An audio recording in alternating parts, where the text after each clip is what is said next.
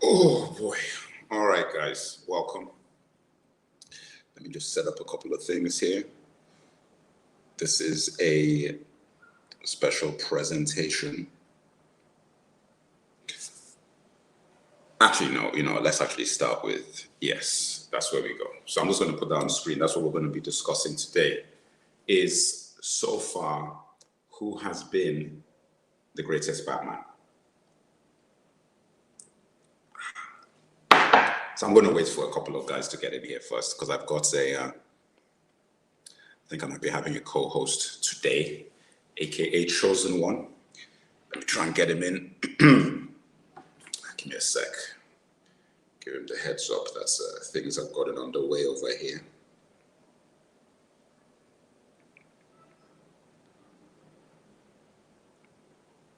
All right. It's okay. All right. So, we're going to go from the beginning. Actually, when I say the beginning, we're going to try and cover all the Batman iterations. There might be some that I've even forgotten. There might be some that I would like to stick to the live action Batman as opposed to going into the cartoons. But if we have time, we may actually go into some of the animated series, cartoon versions, radio, whatever we want to go to. We might look at some of those because obviously, look, the Batman animated series is one of the stalwarts Batman. So definitely that's something that should be looked at to a degree. But I don't want to dwell on it because really when I say this, when I put this question up, I'm really thinking about who was the best live action Batman. So let's start with, who should we start with? Should we start with Adam West? Let's actually start with Adam West, okay? So it's very easy to dismiss that Batman because it was so ridiculous. Like Adam West Batman was so ridiculous in terms of what we think of Batman today compared to what they were doing back then, that it's very easy for us to just dismiss it and say, okay, it was trash. That isn't even in the running. We can't even be talking about Adam West, blah, blah, blah. Very easy to do that. But I don't want to do that. I don't. Because I actually think that Adam West Batman actually laid a very solid foundation for Batman going forward, at least in the live action realm. Because what people seem to forget is the TV show, that Batman TV show was very, very, very, very successful. Like it was very successful. It had a big fan base. It went on all around the world. Where I was watching it I wasn't even in America when I was watching Batman on TV. But it was so campy and so, you see, it's difficult now because you see the way we are today is it's like you think this iteration of Batman is it. That, it's always been that way. Batman has always been dark, the Dark Knight, blah, blah, blah. Before Frank Miller got involved with Batman wasn't the Dark Knight. Like, he was closer to what you got in that TV show than anything else. I mean, obviously, look, the comics existed, and the comics were the Batman Detective comics were a hell of a lot more serious than the TV show. So, I mean, I'm not trying to say that the comics were as much of a joke as the TV show was, right? However, it was in no way, shape, or form that dark, intense thing that Frank Miller really brought to the whole situation. In essence, the comics pre-Frank Miller, Batman was a detective. It was like a private eye wearing a suit that would sometimes do punches and kicks and things, but he was just a detective. Now, I actually feel, that we should give special mention to Adam West. And that's the reason why I wanted to start with him, because I feel it's wrong of us to just outright dismiss this guy's input and his rendition into the Batman situation. I think it's wrong. So I just wanted to give him his props. But if anybody, has anything special to say about Adam West, I'm happy to listen to that. I'm actually going to try and sort out my lighting here. It's a bit dark. Hold on.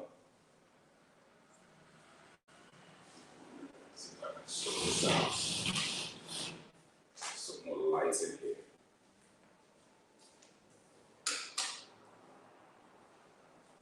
All right, that should be a little better. Okay, good. Yeah, so in my view, Adam West has to be respected. And also, he spawned the first Batman film. The first actual movie came out of Adam West. See what we have here.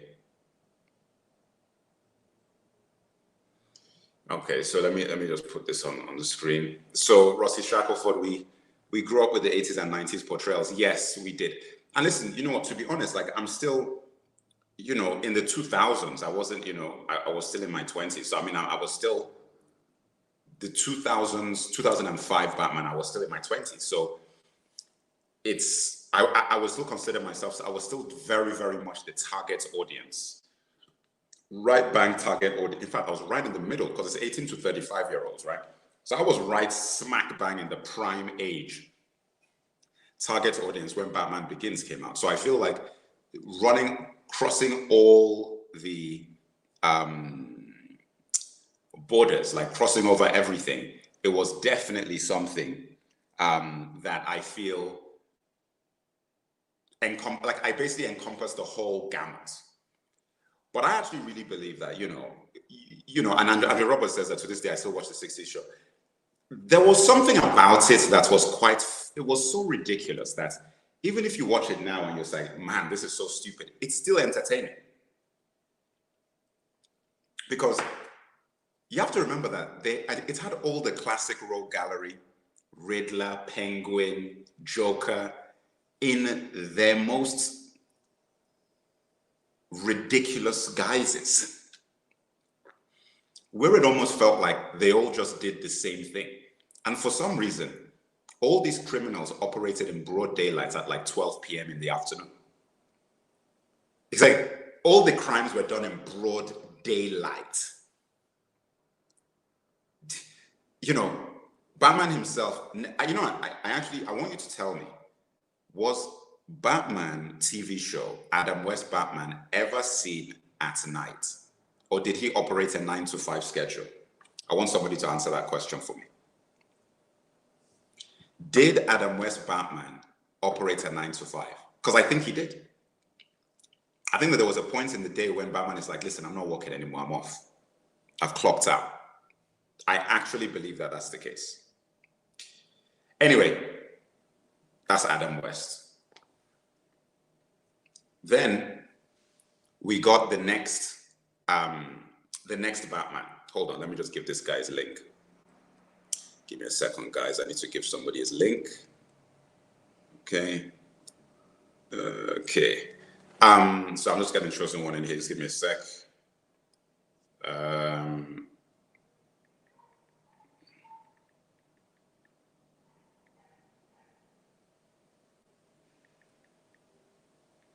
YouTube. Yeah, so yes, I mean, listen, I agree. Like, listen, Adam West was categorically, he was a daytime operator. Now, I was just thinking, it made me laugh. Like, you had a Batman who drank milk, drove in traffic. That was one of the funniest things. Nobody ever talks about that. There are scenes in that TV show where Batman is in traffic. He's actually in traffic. So if you were happen to be driving at 1 o'clock in the afternoon or something, you could look to the left or right, and it could be Batman and Robin in the Batmobile in traffic. I remember one of those, and I looked at it and I was like, this is absolutely outrageous. And I was saying this when I was 7 years old. Because I was like, wait a minute, Batman is in traffic? That is how crazy it is. But, and as Rossi Shackelford is saying here, they had a lot of firsts in this. First Batmobile, first, Bat's official film Bat suits. First time you've seen Robin in live action.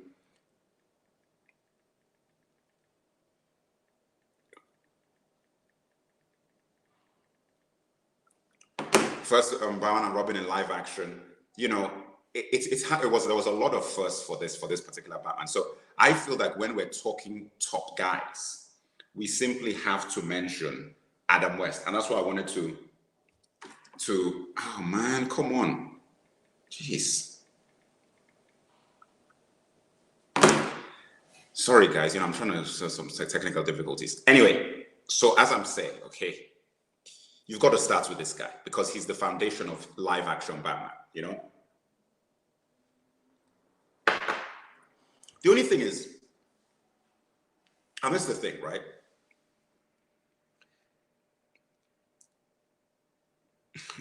I don't even remember that, man. Does anybody remember this? Anti-shark spray. That rings a bell. Listen, I haven't watched the original Batman. All right, let me just add this guy. Hold on, guys. Let me add him. See, one is in here. Okay. Give me a second, guys. I'm trying to give somebody an invite link. Copy to clipboard. Boom, boom, boom. Let's make this happen. How do I do this? Chat. Who am I chatting with here? Oh, goodness me. Okay, I'm not even sure how to do this, guys. Give me a sec. I'm trying to figure out how to do this. Chat privately. How do I? Okay, how do I do this? Comments.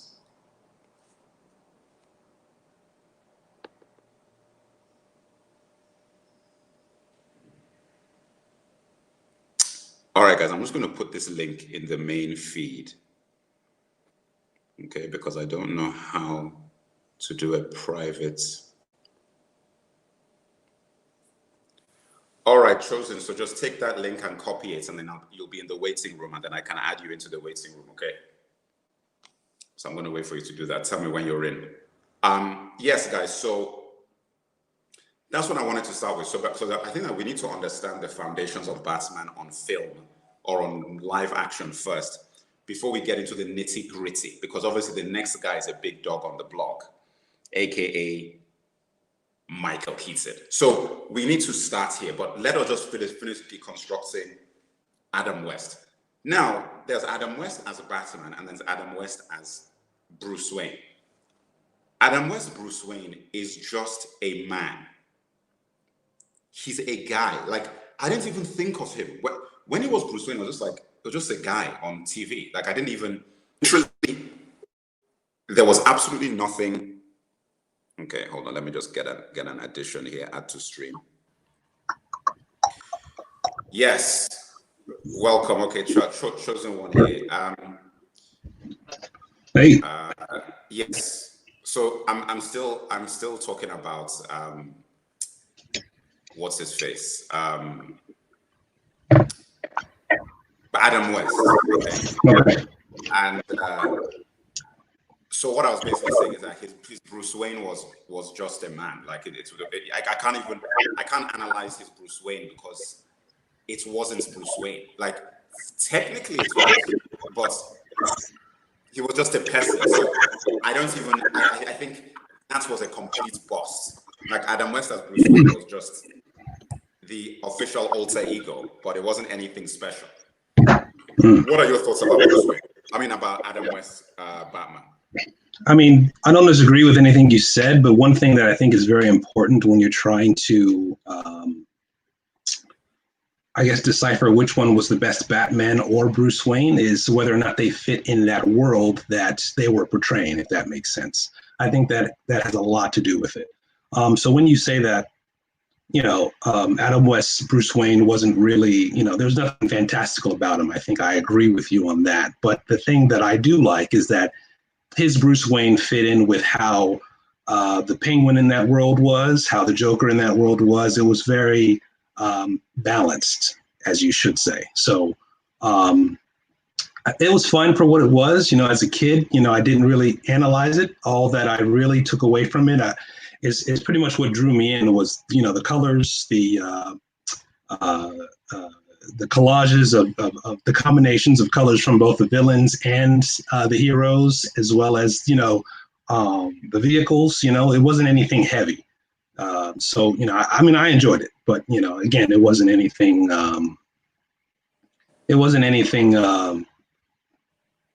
serious is what I should say. Yeah, but where do you think that he sits in terms of his contribution to the overall lore of Batman on film or Batman on live action? I definitely think he is a corner piece as far as what the foundation is, but again, it's something that you build upon to get to where we are today. Right. All right, you know what? Let me just see if there's any comments. Every look at the microphone. Okay, so guys, listen. When it comes to comments, like if you want your comments on, like you can obviously have your conversation in the side thing, but if you want me to put your comments into the feed, us to respond to them, you have to be corresponding to which Batman we're talking about at the moment, because obviously we're going to get into all of them. Like we're starting at the beginning, and we're going to get into all of them, minus the animated Batman and radio Batman, which we will only do if we have time. So we're going to focus on live action, film, and television, okay? So we're now going on to the first big time guy. Okay, look, very controversial statement I'm going to make here. Like, to be honest, I was never really into Michael Keaton's Batman. Like, I wasn't really... I don't know how to describe it. It's like, it's because it was the first proper Batman. I was down with it, but I'm like, contrary, okay, compared to Have Hope, who this is like his messiah, Michael Keaton to me was just like, I was like, okay, wait a minute, so Beetlejuice is going to be Batman, and then he was Batman. I'm like, okay, he did a good job, but I never fully, and that's the weird part, because Batman was my guy. There were two superheroes that were my guys, Captain America and Batman. When I say that, I was just a fan. Like, I just liked anything I could get, comic, Captain America and Batman. And the problem with Captain America in Nigeria at the time is that it was very hard to get Captain America comics. It wasn't easy. So I was rationed on how many Captain America comics I could even get. I do not know why I liked Captain America so much. I think it was something to do with the shield and the colors and the little wings on his cap. Like, there was just something about Captain America that I liked from the beginning. And I do not know why. Batman, that was just automatic. Like, everything about Batman, the Batman character, which is why even the Adam West thing, I was still down with it, because it's still Batman. So even if it's cheesy, I still watched with it, So I've watched everything to do with anything with Batman that comes out, I've watched it. Cartoon, comics, films, whatever. However, Michael Keaton to me, and I'm going to throw out some things and you can throw in some things, okay? Let me start with this. Michael Keaton for me, I was never really down with as Batman. How about you? I was, and I think the reason for that is because of my age when I caught it. So I'm kind of in Have Hope's camp, but I'm actually more interested to hear from you why you weren't down with him. I think we should start there as a springboard. You see, I'm going to begin with a few things. Batman's stature to me is a very important element. So by the time Batman 89 came out, I had already been reading Dark Knight-esque comics, because Frank Miller had already been involved with Batman by that point. So Batman had changed to become like serious by then, okay. Yeah. So by the time that movie was coming out, Batman wasn't this stupid Batman of like the TV show. He wasn't even just this detective that was just like doing sleuthy things like the old comics. It was Dark Knight, Frank Miller, hard-edged Batman, right? But that's for you because you read those comics. But he was. But you asked me. No, Why no, ask? I'm just talking about the two different perspectives here, and we're only talking about two. The people Yes. who were reading those books, way before that film came out, and the people who weren't. I think the people who were not reading those comics, they sort of fall more in line with myself and Have Hope as far as revering Michael Keaton as Batman. I think that's an important Yeah, distinction. no, Go that's ahead, fine. continue. And which is what I'm trying to say. Like my reasoning, which is what I'm just giving my reason is like, that's fair enough. Sure. Because I was Yeah. coming from that world. So when I saw Michael Keaton, I'm like, this guy looks and like nothing like I would ever imagine Batman would ever look like. Like he was small, he in his, his voice, the aura, the whole, it was just very weird for me, right? The thing about it though that picked it up in a way, this is why I said that it was a weird one.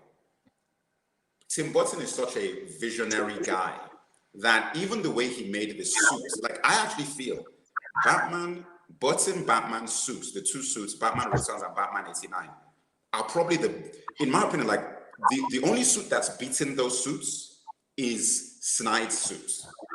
Snyde's suit is the best suit, hands down. When we get to Snyde's Batman, listen, because I've got a lot of controversial nuggets for this show. I've got a lot of controversial nuggets for this show because that's Batman. Anyway, so we're looking at the suits, and I said that, man, this suit is tough, man, because the way that because before this we hadn't seen anything like this before. The way that they molded his eyes and the muscles on the chest thing, and the fact that the suit was now black with yellow, and there were so many things that Burton did that were very specific, right? That it's, to me, elevated what Michael Keaton was bringing. But listen, Michael Keaton is a very good actor. Very good actor. Very good comedic actor. Very good comedic actor before this. And then he got into this thing and you're like, wow, how is a comedic actor going to be doing this sort of thing? And then he did it and you're like, wow, this is really, he brought a lot of quirkiness to it. But the points I'm making is that that isn't what I viewed Batman as. Like, I just didn't view him as this sort of pantomime circus character, because Tim Burton's Batman movies were like going to the circus. Over to you. I don't know. I'd have to push back on that a little bit. So we're strictly talking about, okay, so let's just, so that I'm clear, we're just talking about in costume. That's what you're referring to, right? No, because when you about, say that, we're going to talk about the Bruce Wayne side after this, but we're talking about in costume now. Okay. And okay. Then yes, it's a combination. But let's talk about in costume. Okay, well, then yes, I agree with that. I don't think I have much to add on that point, but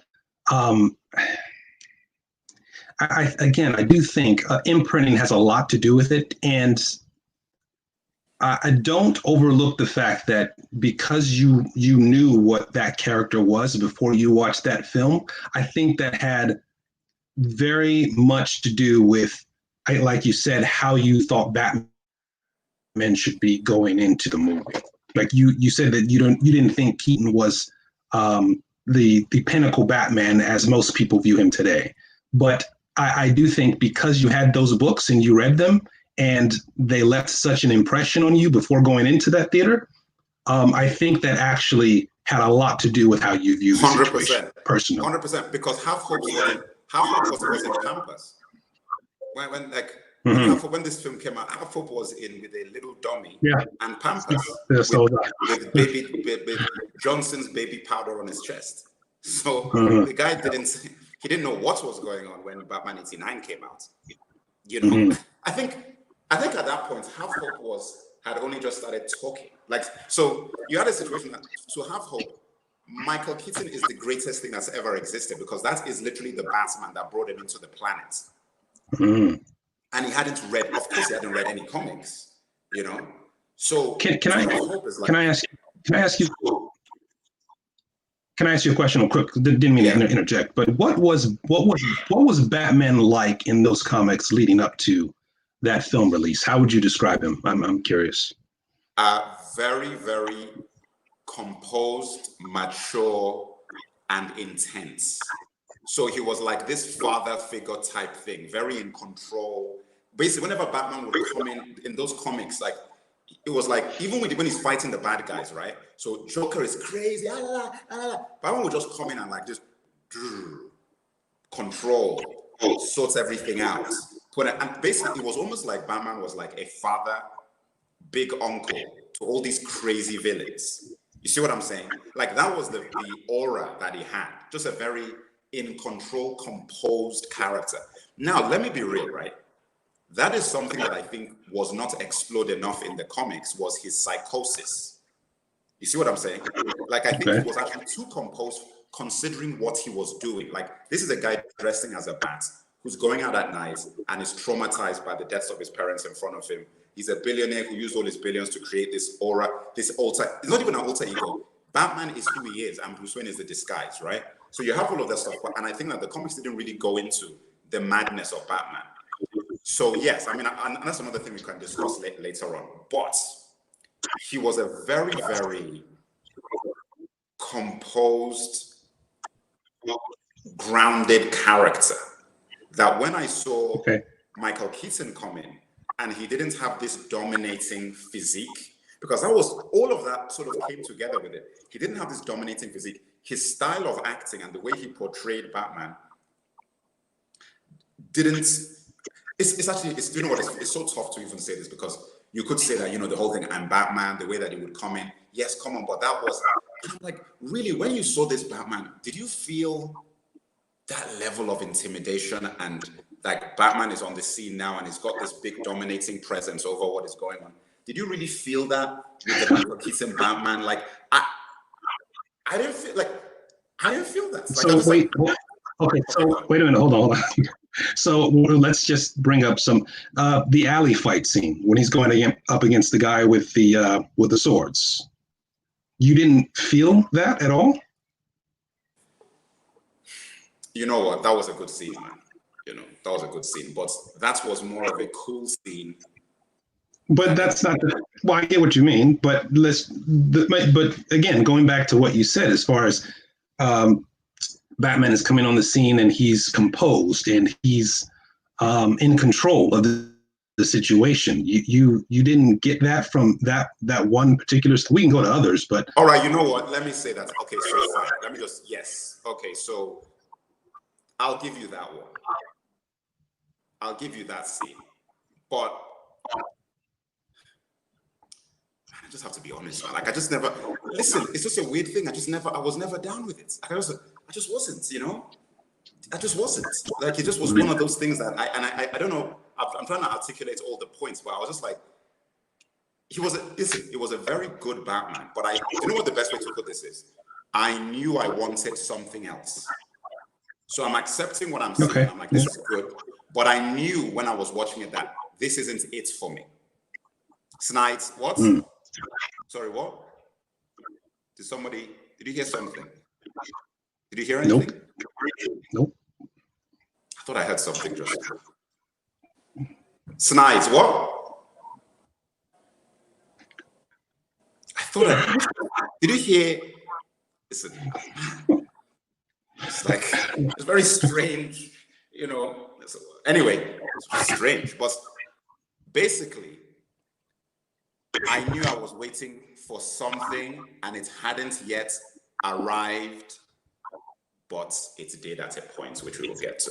And that's what I was saying. So I was watching and I'm like, yeah, man, this is, you know, the suit. And the suit was, like I said, it's the best suit till blah, blah, blah. The Batman thing, it was very good. All of that stuff, right? But I still felt like there was something about it that was so theatrical. And again, that is not even all Michael Keaton's fault as well. As like Burton was doing that sort of movie. But I was like, this is not really my guy. That being said, flip side though, the Bruce Wayne, I think, played a role in why I felt that way. Because the Bruce Wayne was definitely not it. Definitely not. His Bruce Wayne was like, I was just like, you know, I'm not, this is, because I have this vision in my head of, and it's just me. Again, because of the comics, obviously, Bruce Wayne is basically like James Bond, like the coolest guy, playboy,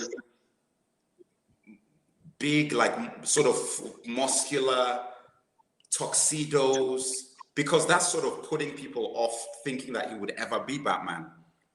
that sort of character, you know, who has all the women, the cars, the yachts, the things. That's Batman to me. That's like literally in my brain who Bruce Wayne is, because that's what he was portrayed as in the comic. Like and the thing is that he did that intentionally. He played up this thing because that way nobody would even imagine that this guy would be doing this in his alter ego. Thoughts? I mean, I don't disagree. I think your main problem with Keaton, and just correct me if I'm wrong, was the physicality, right? You wanted him to. I would say so. Yeah. Okay. So I mean, again, I don't disagree with that, but I believe a point was made on a previous discussion on Talkback was, you know, translating a comic straight to a film is a bit silly. So I actually do like the way that Tim Burton changed it up. I do like Michael Keaton's performance as Bruce Wayne in both Returns and the '89 film. I think there's some very strong performances, but I do get where you're coming from as far as how you would like to see the character portrayed. But I don't think we should. I'm not saying you are, but I don't think we should shun what Michael Keaton and Tim Burton was trying to do in those two films. Not at all. Not at all. I have high respect. Very high respect. Like, honestly, like, I really respect. Listen, Batman '89 is one of the most important films that's ever been made. Like, that film, because he really just took superhero movies into like this region that nobody had even imagined to take them in. Because Superman, listen, the most important superhero film is Superman the movie. It's hands down. That's the most superhero. That film is the most important superhero film ever made. But Batman '89 is one of the most important ones because it really sort of put it down that, you know, you can be quite crazy with superhero movies. You can actually go out there and have a vision and just create something really unique and different. Because let's not forget this, Superman 1 is a classically good film. It's a regular film with a superhero in it. It's not like Batman '89, the movies that came after Batman '89, which were zany things, you know, all of these sort of crazy superhero movies. Superman 1 was a proper film. Yeah. So, and that's why I look at that film in another region with all these other films. Like, that was a proper movie. So, in my thing, right? So, I agree with you because that is, yes, you are right. And that is my issue. Physically, it didn't work for me. So, everything else that was going on didn't even matter anymore. It was just like, I'm not really buying this. Like, it's just so hard for me to see this because, like, you just physically don't look anything like I would imagine would be doing this. And second of all, I have to believe that you'll be able to beat up these guys in your alter ego, but look at the size of it. Like, how are you going to be fighting against these people? Like, it just didn't make sense to me. Boom. When I combine the two of them together, I still say Michael Keaton's Batman was very, very good.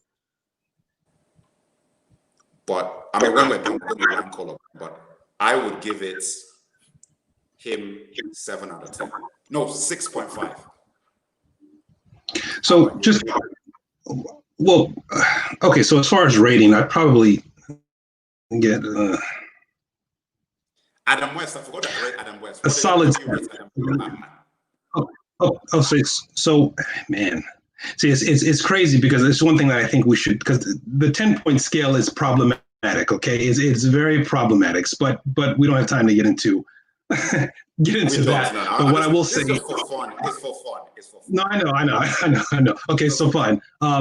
You know what? Let's not do that. Let's not do it. I agree with you. Okay. It's probably just okay, forget it. Yeah. All right. So, but yeah, okay. So, but I give respect to Keaton's Batman.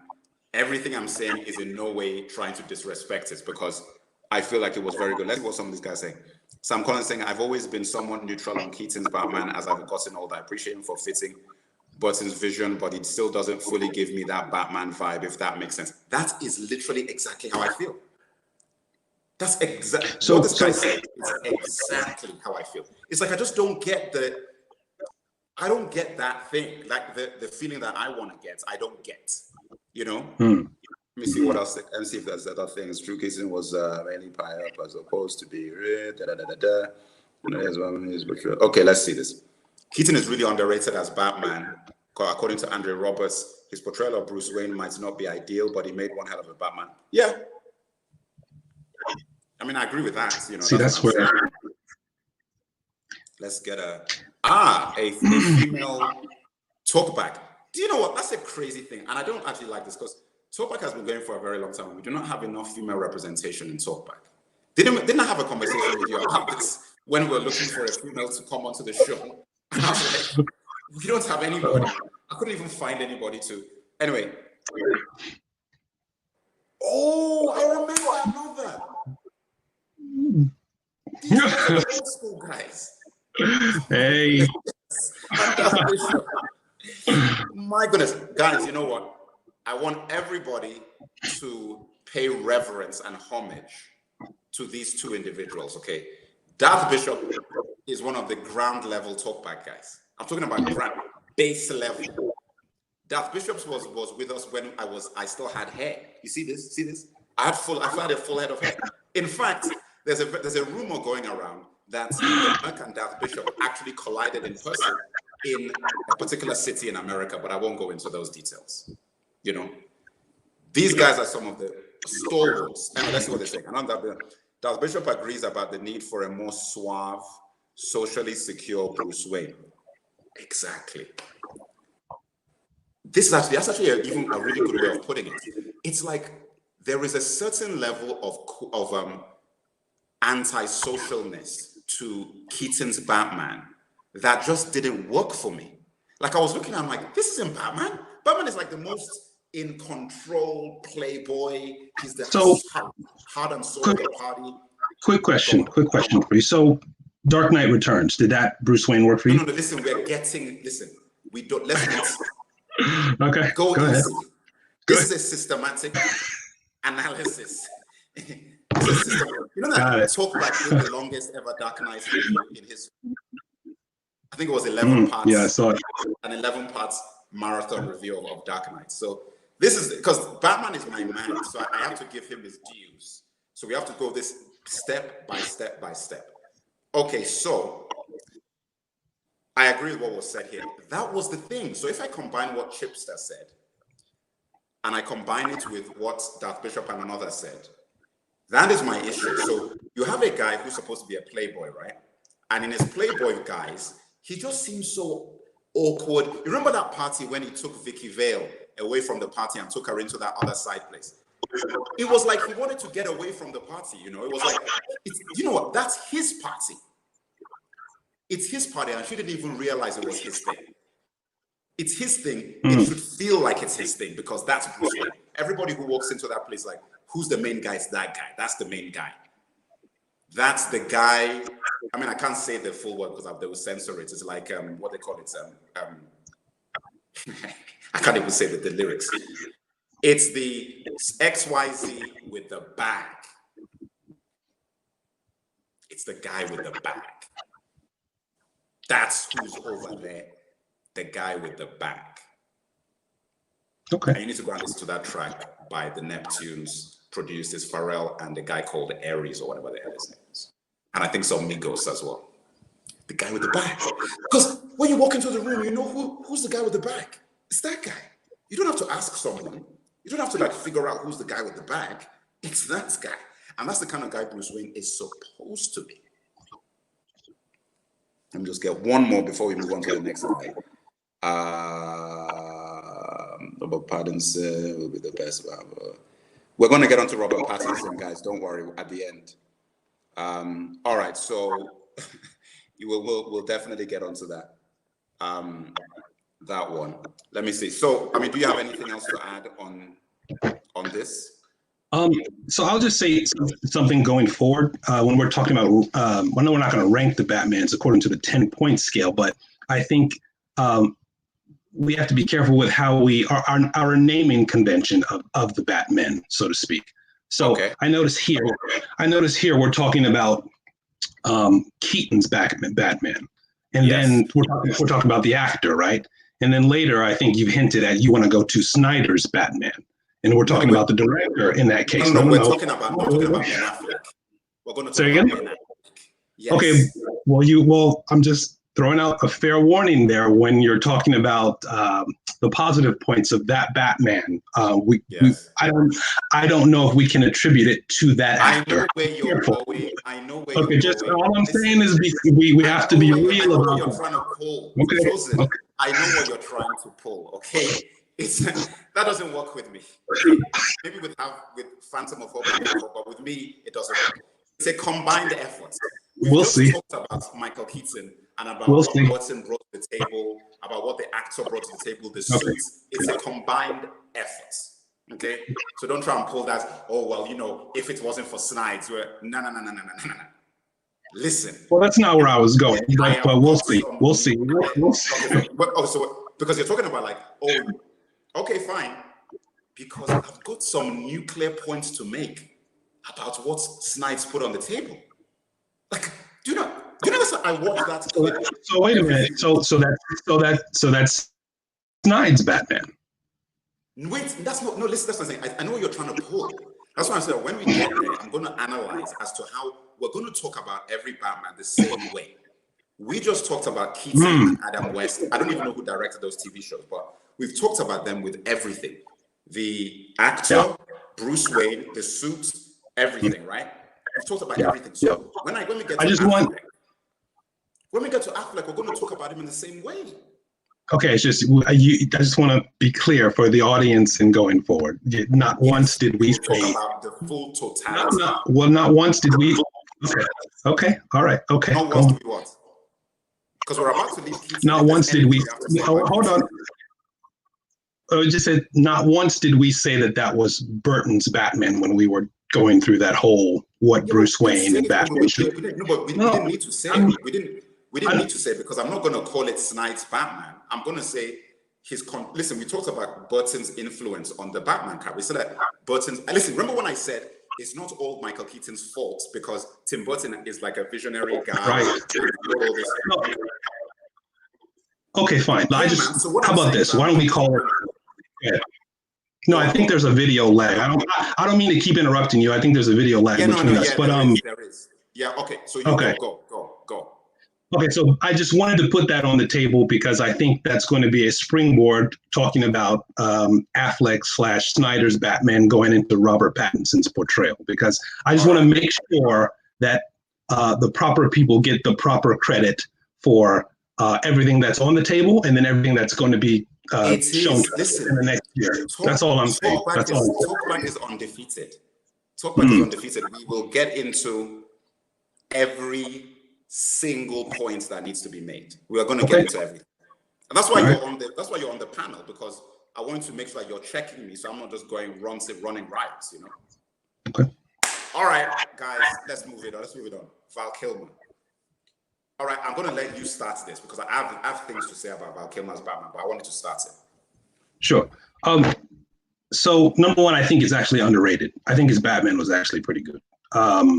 And I know the film overall has a pretty big stain on it, as well as the one film that proceeds that. But there are moments, and I've said this before in other discussions, there are moments in Batman Forever that are better, that they have done specific things that they have done better than any other Batman movie.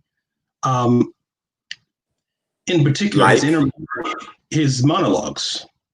I'm not sure if there was a point where he's recalling in his mind, or I think he's trying to suppress the Batman, where he sort of gives it all up.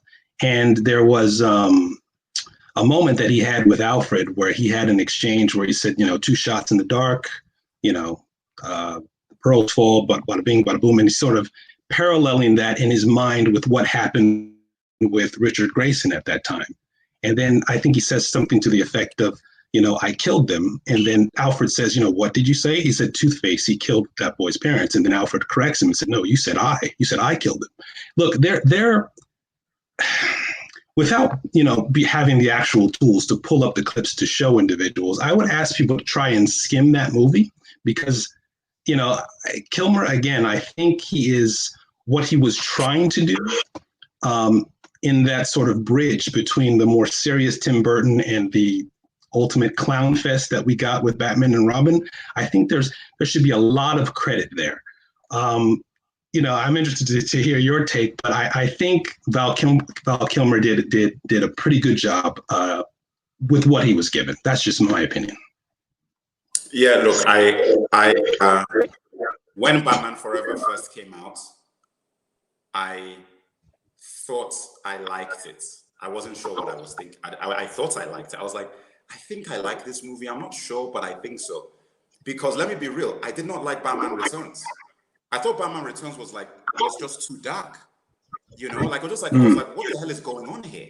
That was like it was like pseudo horror movie. I'm like, what is it? When I say horror movie, not a horror movie in a good way, but it was just like such a messed up, like circus, crazy, twisted thing. I was like, I didn't know what I was looking at. Listen, there's a lot of people who disagree with me, and I think the one good thing that came out of Batman and Robin was a very good Catwoman. Okay, I liked Michelle Pfeiffer. Oh, Batman Returns. Okay, yeah. You said Batman and Robin. I know exactly. But this was a very good Catwoman because I have to be real. In the comics, I never liked the character. I was just like, what's the point of this character, Catwoman? Like, this is just to give him a girlfriend or something. I don't know what's going on. That film, I think, really gave me a real idea of like, wow, okay, Catwoman could really be a thing. This could really be a thing. I didn't know that before I saw that film. When Batman Forever came out, it was a breath of fresh air in my mind because I was like, he's wow, somebody just said something really crazy. I think I'll post that comment. This comment is an interesting comment. If I'm going to just put it up here, look at what this guy said. Are you seeing that? Pierre Mess says Tommy Lee Jones would have been a better Batman. That's a bold statement, man. That's a bold statement. I don't know where that came from. Anyway, let me just get back to what I was saying. So, okay. What? Well, I was going to say a better Batman than who? A little bit of context to that statement, like a better Batman than who? If he could elaborate on that, that would be helpful. Well, I think he's talking about Batman Forever, obviously, because they were both in that movie. Anyway, look, I agree with you. Listen, Val Kilmer's Batman is underrated because he only did one movie, and the movie did very well. It did very well, commercially, but I don't believe it moved the franchise forward at all. Like, it didn't really. So it's a very forgettable film. Like, the film comes and I'm like, and the villains were so ridiculous, like Riddler and Two-Face. It was just the portrayals were so ridiculous that the movie as a whole didn't hold together. However, as Batman, because we're talking about Batman specifically, I thought Val Kilmer was a very good Batman. I thought it was a very good Batman. Because Val Kilmer has the aura that I was talking about. Because if you watch Tombstone, just watch Tombstone. Like, he has the thing. Because if you watch Tombstone, you're like, if you just bring that Doc Holliday, always in control, always going to take the guys down, always the best, and just transports that to Batman, it will work. The problem is, and it's what you said already, the movie he's in, the tools he's been given, didn't allow him to really fully exploit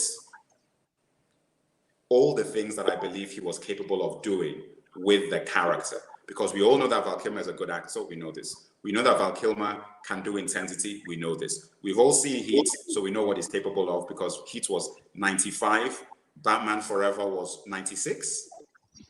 96, was it? 95, I think. I might be wrong, the though. Same year, I'm not sure. Heat, right? Because I know Batman and Robin was 97. I'm pretty sure. Yeah.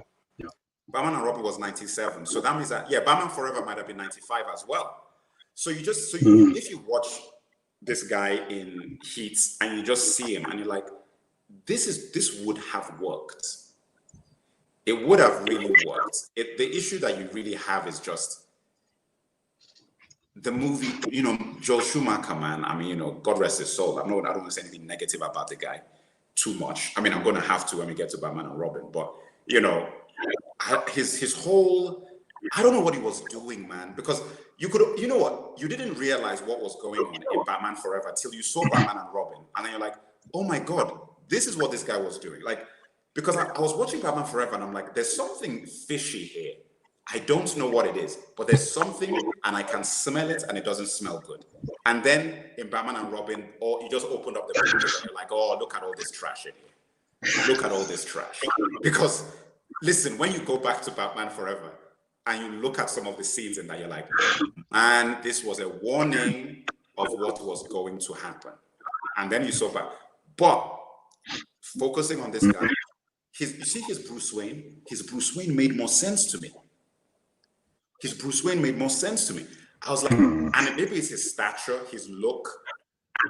You know what I would say? Like, he just looked more in the direction of what I was thinking, you know? Okay, so that was my next question. Like, as far as, because I don't really see too much of a difference between Val Kilmer's Bruce Wayne and Michael Keaton's Bruce Wayne at all. Oh, but man. As far as the look goes, Listen, you do? I don't. I see in Val Kilmer's Bruce Wayne is way more secure as Bruce Wayne. When I saw him just walking around as Bruce Wayne, going into those offices, going into the laboratory, going into the stuff, his aura was just more in control. I'm the boss. I'm the boss. Even that scene that you see him with Jim Carrey, Riddler, Edward Nygma scene, right? Right. That scene, if you just watch that scene, that is not how Michael Keaton would have handled that scene. It just isn't. Or Tim Burton. Like, they wouldn't have created that scene that way. That scene was just positioning Bruce Wayne as this arrogant, in control, in power. Who is this peasant talking to me? Who is this guy? You know, watch that guy, fire him. Like, all of that sort of stuff. It was just very much, it's a different kind of thing. That is not the Michael Keaton Bruce Wayne. It isn't at all. And when you look at all this, even the way that he handles the relationship between him and Vic and what's that, Chase Meridian. Yeah. You know, how he handles the relationship between him and her versus the Vicky Vale one. The Vicky Vale Bruce Wayne relationship is this awkward kid with the hot girl. The Chase Meridian Bruce Wayne relationship in Batman Forever is this attractive doctor trying to get through to this stoic billionaire. That's what it felt like. Like, you're watching those scenes and it's like, this guy, he doesn't want to let you in. He doesn't want to like blah, blah, blah, blah, blah, blah, blah. And she's trying to get into his head and trying to whatever. That's a different kind of thing, man. It's a different kind of thing. I would say that Vicky Vale was also trying to do that, but in a different way, you know? She was also trying to get in. She was also trying to break through. And another thing is, you know, say again? Explain, keep going, I'm listening. Well, again, say again. What? Okay, thank you. You know, I feel that, you know, also, I don't think the situations are different, you know, obviously in both films or both eras, but I don't think that, I think Keaton had a chance to be, now again, I know you bring up that dinner scene at his house where he's sort of, you know, signing the document and he's trying to get away from everyone. But I don't think that, I don't know. I feel that they have more similarities than differences. Let's put it that way. I don't think they're apart from the look, I don't think they're actually that far off from one another. You know, I see the same amount of awkwardness in Val Kilmer's Bruce Wayne that I see in Michael Keaton's. I think they're actually very similar. I don't think they're that different. Okay. Listen, man, you're a very generous guy. I'd actually love to go to a bank where you are the manager. When I'm asking for a loan, because you're a very, very generous guy. You're a giving man. You're an empathetic man. You're a sympathetic man. And you are a man with good intentions. But in the world of fandom, one has to be more ruthless. Okay. We'll see who's more ruthless when we get to Snyder's Batman, but go on. Listen, man, I've got all the arguments for that. I've got all the arguments for that. Okay, look, so let's just look at some comments. Hold on. Let me see. Okay, let's go with this. Sam Collins, Tripster92 says, from how Schumacher told the story, it was Warner Brothers who told him to make the films more kid-friendly and less dark and gothic based off of the parental backlash from Batman Returns. I don't know if that's true. I don't know if that's true. And also, I would also say that Schumacher would have actually come out and said more of that based on the backlash he got for Batman Returns. I mean, Batman and Robin. Because the issue I had with Batman, his Batman movies, is not so much the childishness of it, it's the campiness of it. That was the problem. Because people keep saying, listen, people say that, okay, look, Michael Schumacher was gay, so is it that because he was gay that he did? I'm like, what are you talking about? Have you seen some of this guy's movies? Have you seen some of this guy's movies? This guy made great films. This is the same guy that made Lost Boys and The Time to Kill and Phone Booth. Phone Booth wasn't that great, but I'm just saying that this is not a guy that cannot make serious films. Lost Boys is one of the classic vampire movies. So I don't buy that. I'm like, no, this man decided that this was the direction he was going to take things in. And that was the weird thing about Joel Schumacher, is that nobody can say that Joel Schumacher is a bad director. That's just flat out wrong. Flat out wrong. Like there's no basis for that. He's made very, very, very, very, very good movies. So I know that Falling Down, Rossi Shackelford, thanks. The guy's made great movies, man. So I was just like, this guy just, he didn't respect. That's the bottom line. That's why I was annoyed. You didn't respect Batman. That's the issue. You just didn't respect Batman. So you brought in all these weird, and it could be fetishistic to a degree, because listen, when you look at the way that Batman's suit was, I think in Joel Schumacher's brain, Batman is a camp character. So he just went all the way back to the Adam West vision and created an Adam West version of Batman for that modern era. Because let's be real, Joel Schumacher's Batman is a throwback to Adam West's Batman. It's basically a throwback to that, Anyway, so I would agree with this statement that, not that I would agree with it, I don't know if it's true. Let's see another one. A Latino Bruce Wayne Batman could be Andy Garcia, Edward James Olmos as Commissioner Gordon, Jimmy Smith as Two-Face, Antonio Banderas as the Joker. Where did that come from? Do you know what? Let me see who would it actually be. Edward James Olmos is one of the best actors I've ever seen. So he could actually do, that would be amazing, because that is one of the most underrated actors in Hollywood. That guy's acting is phenomenal. Phenomenal.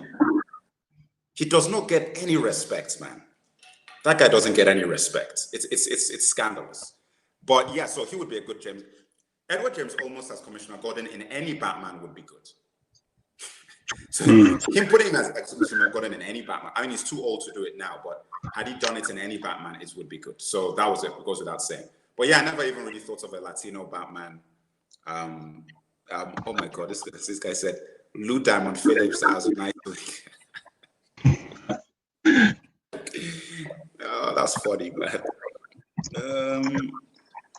Let's see. All right. So are we done with Val Kilmer? What are we saying? What's the final word? We're saying that we're giving props to Val Kilmer, right? Obviously, the guy, you give him his props. The guy is underrated. I agree with you. Probably because of the kind of Batman movie he was in. His Bruce Wayne, I thought is good. Solid Bruce Wayne, solid Batman, nothing like supersonic, but I would say that the guy gives a solid account of all the characters. Do we agree on that?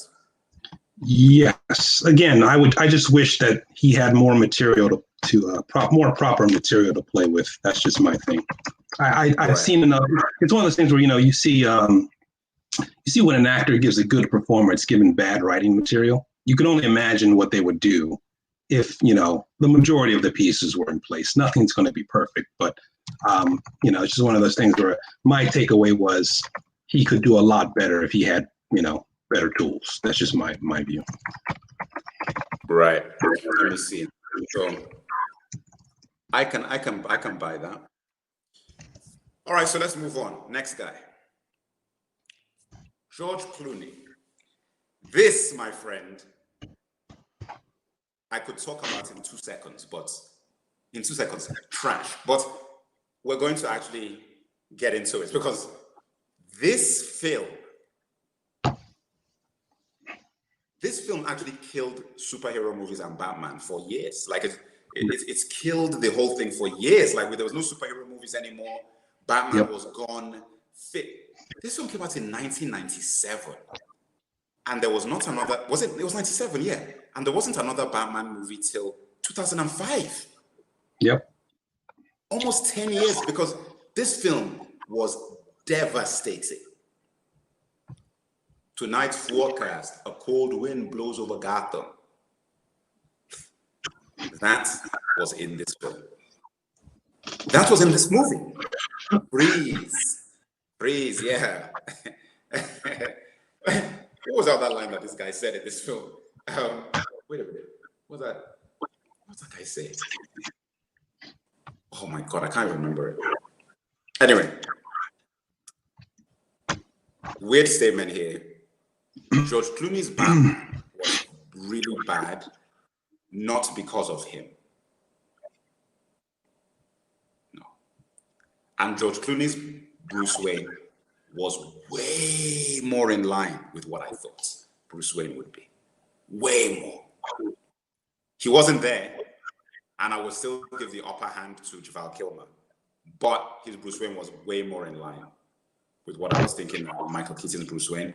And his Batman was it was obviously rubbish. But it's like, this is one of those cases that I don't even know what to say about this, because it was just the whole foundation was messed up. So I can't even judge it. I can't say that, hey man, George Clooney's Batman was bad. I'm like, yes, it was bad, but it wasn't his fault.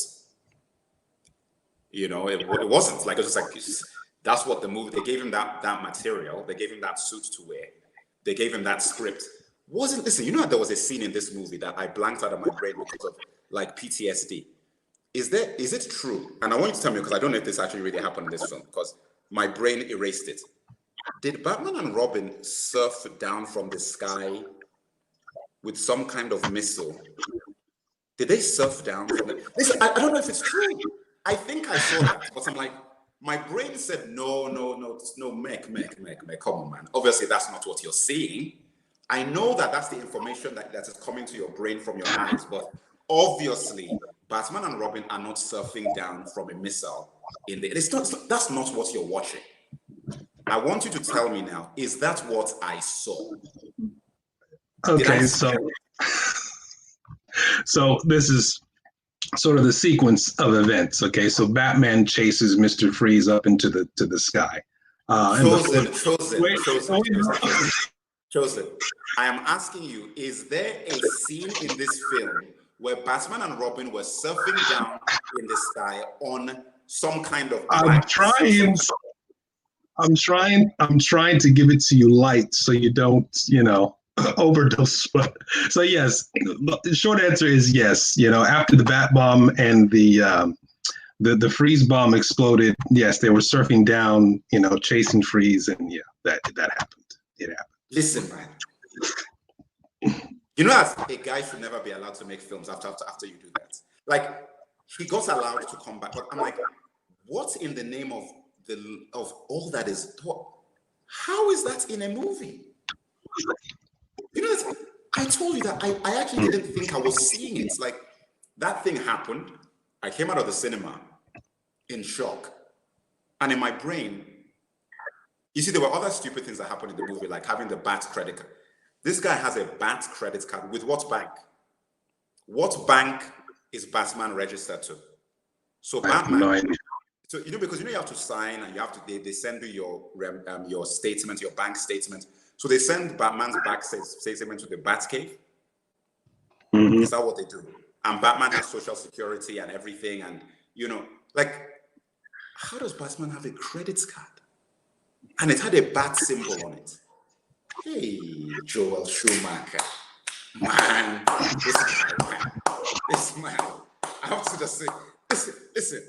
There are some things in that film. You know that in that same movie, Bane, they diffused Bane, like they pulled his plug and then he shrunk. All right. What kind of madness is that? I mean, they did that in the animated series too. I mean, they've done that quite a few times. Listen, I don't care what happened in the animated series. This is a movie. Did the animated series, well, I mean, did that scene happen before or after Batman and Robin? In the animated series? When did the animated series start? 93? Right? I mean, yeah, it started a while. I'm saying, did that episode where Bane, because I don't remember that. I don't remember that. So well, I'm just wondering was that inspired by the movie occurrence, or did that? It's had to have been inspired by the movie occurrence. Yeah, I think you're right. Yeah, I think you're right. I'm not sure though. Chosen. That act is so crazy that I am sure that nobody thought of doing that till they saw it in that film. When I saw it, I was like, what is going on? Who would even think of deflating Bane? And then he became thin. I mean, listen, man, there were some of the things that were going on in that. Listen, wasn't there a scene in that movie where they were playing ice hockey? Yeah. Come on, man. Come on, man. I mean, what are we talking about here? So it's like, listen, I can't even talk about this guy's Batman because we're now talking about ice hockey, sky surfing, bats, credit card, what do they call it? Deflating Bane. What? And listen, do you know how sick this is? Ask me, hey Meg, how many times did you see Batman and Robin? Ask me. How many times? Please just ask me the question. How many times have you seen Batman and Robin? Once. Okay, now the next question is, Meg, when was that one time that you saw Batman and Robin? When was that? Merc, when did you watch Batman and Robin? The day it got released, first screening. And I've never watched it again. I have never watched that film again on TV, DVD, Laserdisc, satellite. I have never watched that film. I watched that film first screening. And I knew what it took for me to get out of school to go and watch that thing. I went to go and watch that movie. I walked out of the cinema and I'm like, I don't even know what I just saw. And I've never watched that film again, ever. So all these details, this just shows how much this film messed me up. How the hell do I remember so much about that movie? How do I remember all these details about a film I saw in 1997? 23 years ago. And I remember all of this about that film. Because I was watching this film and thinking that this is some of the most abominable stuff I've ever seen in my life. It's an abomination. And when I came out of the cinema, I was like, thinking, who do I hold responsible for this? Somebody has to be called to task for this. This cannot be allowed to stand. I didn't know how to do anything, but I was like, someone has to call somebody to task for what they just did to Batman. So, but that actually leads to a larger. Well, one of the problems that I have is that people are rarely held accountable for anything in the film industry anymore, or at all, really. You know what? I mean, who's going to hold Kathleen Kennedy for what she did with who's being let's not go there. I don't want to be upset. So let's not talk about Star Wars. Listen, man, let's not go there. That is a very upsetting topic. So I don't even want to go into Star Wars territory. Let us stick with it. It took long enough to get over this Batman and Robin, and thankfully we have. And yes, this has become a make fun of Batman and Robin section. Because, like I said, I could talk about the George Clooney Batman in 2 seconds. There's nothing to say about it. Like, what are you going to say? What the hell are you going to say? Is this true? That Goldsman wrote those 2 movies and is now doing Star Trek. I didn't know that. That being said, anyway, look, what's our final word on George? I just didn't care for it, really. I mean, I knew who George Clooney was before I saw Batman and Robin, and all I saw in that movie was George Clooney. I mean, I know he's more in line with what you think Bruce Wayne is, but again, I just see George. I don't see anyone else. So I don't know. The movie, it is what it is, I guess. Yes, I mean this one. This is that the Batman of George Clooney doesn't go anywhere. So that's that. Next one. Game, set, match. The game begins here now. Okay, now we're in the heat because we're getting to Snides. Like, see, this is just warm up for where I'm trying to get to. Because we're getting to Snides. Okay, because you know what the Merc has said about that man over the years. Because from back in the day, remember. So when I say what I'm going to say about Snides when we get to Snides, you know that I'm saying it from a place of real belief. Because what Snides did is no joke. It's no joke. It's not to be trifled with. So I'm just going to say that now. As a Batman guy, I'm just warning everybody that when we get to Snides, things are going to get heated with my analysis of the Batman situation. Okay, Christian Bale, I'm going to let you start the Christian Bale Batman. Let's go. Well, I think like many Talkback members who were familiar with Bale before Batman Begins, I mean, that was like the top choice. And, going back to what we said about Kilmer, as far as having the proper material, I think this could be doubly applied to Bale. I mean, American Psycho, this guy had all of the raw ingredients to give us, I believe, what is the definitive Batman and Bruce Wayne. But because you did not have a person who respected the comics in the director's chair. All right. Sorry, go on. It was impossible. It was impossible to get that. Because you didn't have a person. It's one of those things where who respected the comics in the director's chair. Okay. I think that had a lot to do with the end result as far as what performances we got from Christian Bale. Because in my opinion, I can't think of anyone better, to be honest, to embody some of those qualities that you mentioned and that I mentioned as far as what we would like to see in both Bruce Wayne and Batman. I think Bale has all the raw ingredients there. It just needs to be refined. But I think Christian Bale's peak as both characters were in the first film, Batman Begins, and it's interesting when we're talking about Schumacher and Burton, because in each of their latter films, you saw what happened when they got more control. Like you said, you smelled something in Batman Forever, but then you knew exactly what you were smelling in the follow-up film. And it's pretty much the same for Tim Burton. That's where they wanted to go. And with Chris Nolan, it's the same situation, but he got 3 opportunities. So with Rises, I think that's exactly where he stands as far as what he thinks of Batman and that whole lore, etc. Batman Begins, I think he was sort of kept in check by a few individuals who I will not name, but yeah, I mean, I think who was kept in check? Christopher Nolan. Christopher Nolan was kept in check. I think there was a separation of powers situation going on during the whole Batman Begins situation. But wait, who was I'm not giving those names. But it's again, I think Christian Bale was the premier choice for that character, and I'm not sure. It's like I think we've gone backwards from that starting point of getting the right person in the role first, then going through that refining process to give us that definitive character. We're going backwards fast. But yeah, that's my take. All right. I agree with some of that stuff. I feel like look, you have to remember when I heard Christian Bale was Batman, my head popped because I was like, this is literally the exact person.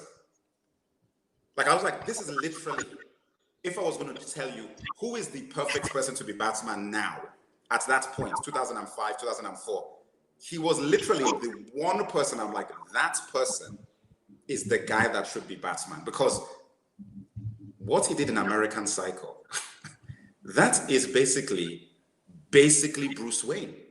Mm. Basically, like just the way he looked, his attitude, the arrogance, the self-obsession, which we know Bruce Wayne is putting on. Like, it's not really, he's just doing that to throw people off. Like, he's this arrogant billionaire who doesn't care about anything, just women and drink and parties. I'm like, American Psycho showed you that this guy can really give you this sort of person, this sort of self-centered, self-absorbed character who is the center of his own universe, all right? Then you had Equilibrium. And it was after Equilibrium that I said, guys, and listen, anybody who has not seen Equilibrium, that film, I remember when I watched that movie, I came out of the cinema and first of all, I saw the trailers on TV, and then I was like, you know, man, this film looks pretty good, man, you know. So I just went to the cinema just like that. Like, I didn't even read too much about it. I was like, man, this film looks pretty top quality, because I'm a cheap guy. I'm cheap. If you show me some good action, some shooting, some explosions, you've already got me like 60% there. 60%, I'm probably interested in watching that film. And then the rest of it is to do with like vibe and, you know, music. So I saw that and I saw the trailer. I'm like, man, this action looks pretty good, man. You know, and it's Christian Bale. So I'm like, American Psycho was all right, you know, and I went to watch this film. The first scene where Preston goes into the house to clear the house, I was like, what the hell? And from there, it just kept going up. Like, I was like, this film is crazy. And I came back that day, I called Phantom of Hope. And I think it was Phantom of Hope. I said, listen, you need to go to the cinema now. I don't know what you're doing. Get your shoes, put on your trousers, and go to the cinema. Wherever the cinema is now, go there today. And I was like, oh, wow. I said, listen, don't ask me, don't even bother watching the trailer. There's no point. I am the trailer. I'm the trailer. And I'm telling you that. Put on your shoes, put on your trousers, and go to the nearest cinema to the house today and go and watch this film. And unfortunately, the film wasn't even out for a few weeks in London, in the UK, because I was in New York at the time. And he finally went and watched. And you know what? This is when I know that I have a sure hit. You know that there's nobody that I know who is my type of guy that I told to go and watch Equilibrium that was disappointed. Nobody, like nobody came back and said that, oh, you know, you overhyped it. Not one person. You can't overhype the movie, because the movie is such a 90 minutes approx full meal, protein, carbohydrates, drink, snack film that you can't come out of the film and say, oh, you know, I didn't really get. I'm like, this film just gives you everything you want as an action guy. So then when I saw that, I'm like, wait a minute. So this man who did Equilibrium and did American Psycho is Batman? I was like, oh, it's finished. I was like, this is it. This is it. I remember. And then you saw the first trailer, which is actually the best Batman trailer that's come out. The teaser to Batman Begins. Yeah. The teaser, we never saw that film. That film actually never got, I never saw, that is not the film that I actually watched when I watched the film. Because I'm like, when I watched that trailer, I'm like, oh my God. I remember I was speaking to Phantom of Hope and I was like, mate, this might be it. Because when you're in TALKBACK, you're constantly chasing the Holy Grail, which we've never gotten. Like you're chasing, like one day somebody's going to deliver us from bondage, you know, and you're just waiting for someone to, and you've got many close calls. You've got Blade 1, you've had Winter Soldier, but you're looking for like, who's going to deliver us? Because you're looking for the T2 of superhero movies. Are we going to get T2 in superhero movies? Well, are we going to get that? Which Winter Soldier tried to do, but it really didn't, you know. Because Winter Soldier was sort of trying to be, it was almost like it was like T2 basically, you know. T-1000 and Captain America, T-1000 being the Bucky character. You know what I'm saying? It really was sort of trying to play with that sort of thing. Anyway, Christian Bale then gets into this movie, and this is a very tough one, man, because the Batman was good. It was good. The film was good. The film was good. Like the Batman Begins was good. Like it's not. Nobody's going to say Batman. It was. You know. And out of the three Batman, it was the most In fact, of all the Batman movies that have come out, Batman Begins is the most Batman film of all Batman movies that have ever been made. Which in and of itself isn't that hard to achieve, because the previous most Batman movie was Batman 89. And that wasn't really, that was like a Jack Nicholson film. You know, I mean, it was really, and Batman himself was just popping up here and there. But Batman Begins was a real Batman movie. I mean, when you watch that film, you're like, everything about, every part of the film was about Batman. From the beginning to how he grew up, then putting his stuff together, going to get training, then the whole film was really about Batman, the character. So that in and of itself is a big plus for that movie for me. And the characterization of the character, I felt, was very strong. You know, but look, Christian Bale, he did a good job. You know, the voice, I wasn't down with the voice, you know, in Batman Begins. And it didn't really get any better from there. But I understood where he was going with it.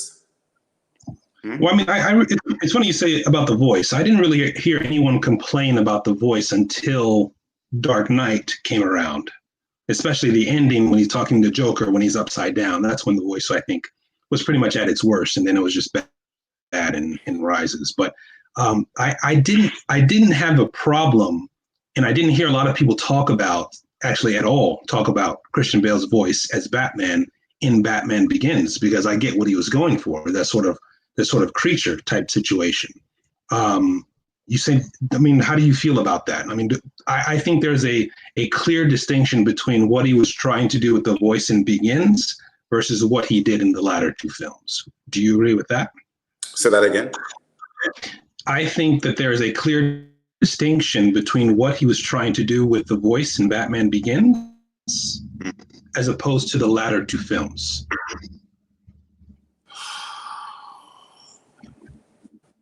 I think he was just in the process of refining it. I think he was still, the mentality of what he was trying to do was the same. I think he just kept refining it. I think he might have felt he went too far in one direction in part one and then tried to refine it in part two. Part two was it just, listen, the voice thing was just weird. Like I said, part of the problem, and you already highlighted it, is that Nolan isn't really a Batman guy. He just was approaching it like a filmmaker and looking at the material and adapting it, and then he took it in a direction that he took it in. Because I would have thought it would be very obvious that when he's trying to do this voice, you just create a thread in the narrative where you get a mechanical bat voice, you know? Like, it just makes sense to me. Like, why wouldn't you do what's Snides? Sorry? What? Why wouldn't you just do a machine voice, you know, and you tune the machine voice to be intimidating, you know? Like, you've already got all this other machinery and everything. I would have just thought, because doing it yourself, you're not a criminal. If I was a criminal, right, and Batman came up to me and they said, I'd be like, man, are you all right? That's what I would say. And I'm a criminal. But I just be like, wait a minute, is everything okay with you? I mean, I know that you're Batman and everything, and I know that I'm now in trouble and you're going to give me to the police, but what is up with your voice, man? That's what I'd say. Because I'd be like, this guy is absolutely crazy. Like, what kind of voice is that? That's in my view. You would say this. You would say this guy is absolutely crazy. Is that what you just said? Yes, but not in that sort of crazy. The crazy as in, like, man, you know, I mean, you know what I'm talking about. Not that sort of, not Hannibal Lecter or bloody, I don't even know any other character I could even throw in there. But, you know, not that sort of crazy, but I'm talking about crazy. I didn't have a problem. I'm just saying, I didn't have a problem with the voice in Begins. I think Dark Knight and Rises, that's when the voice went too far for me. That's just me personally. Fair enough. But, you know, anyway, look, so Bruce Wayne, his Bruce Wayne was, it was good. It was okay. Again, it didn't show me enough of the American Psycho, the playboy, the crazy. It just, basically, his Bruce Wayne was just a very normal person. They tried to do a bit of the playboy thing in Batman Begins, where, you know, the only scene you sort of see it is like when he had those two women with him, and he was walking to the Lamborghini, and he ran into Rachel Dawes, and I'm just like, is that it? Like, that's your Playboy nod? That's it? I was just like, you haven't even given, and he didn't even look that comfortable. And you see, that's part of the problem, because to be honest, I always thought that Christian Bale was going to struggle with that side of the character, because he's never evoked that energy.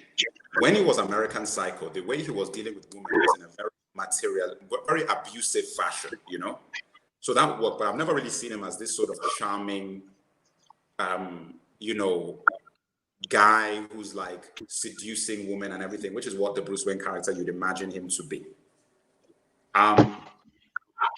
So yeah, I didn't even think of that him as that way. So when I even saw the Bruce Wayne was completely fine. It was neither up nor down. It was like whatever. I wasn't really thinking of. So in all, I mean, I think, look, if we're looking at Batman Begins, yes, obviously, by the time you got to Rises, Batman had become a SWAT soldier. He'd become like a full-on. He was operating in the.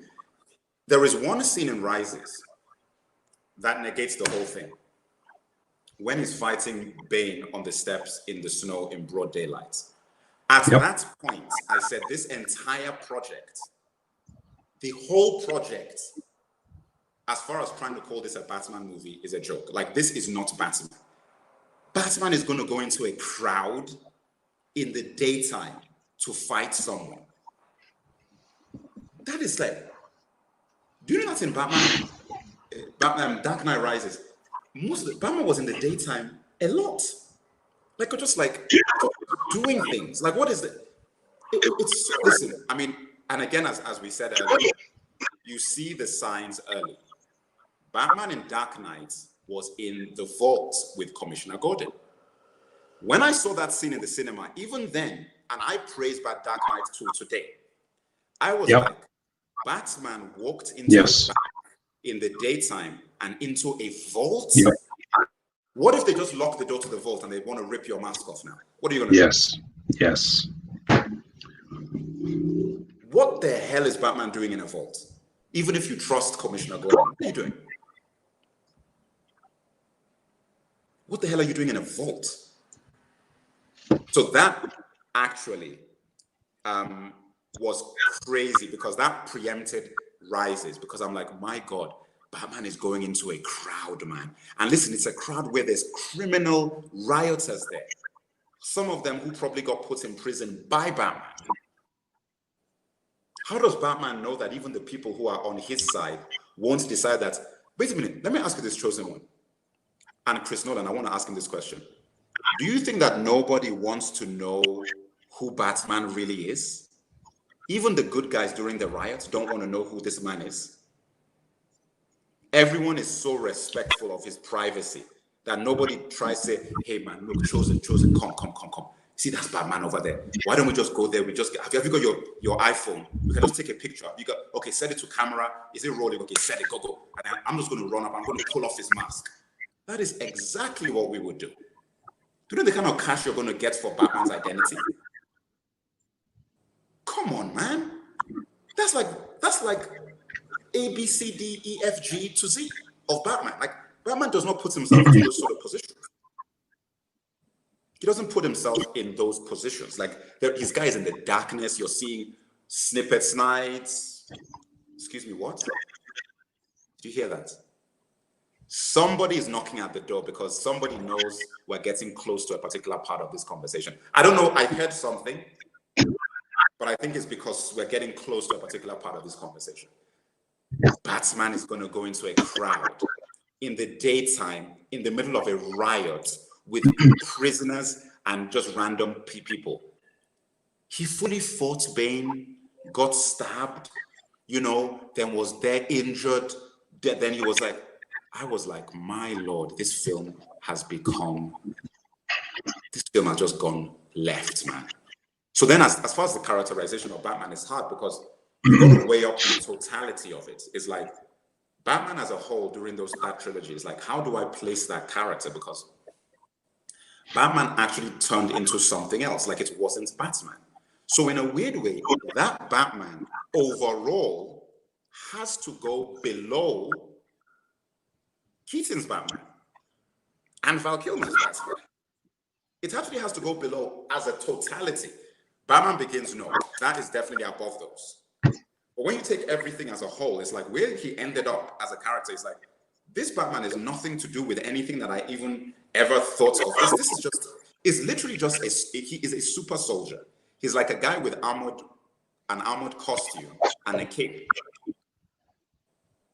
He's just a super soldier with like armor on.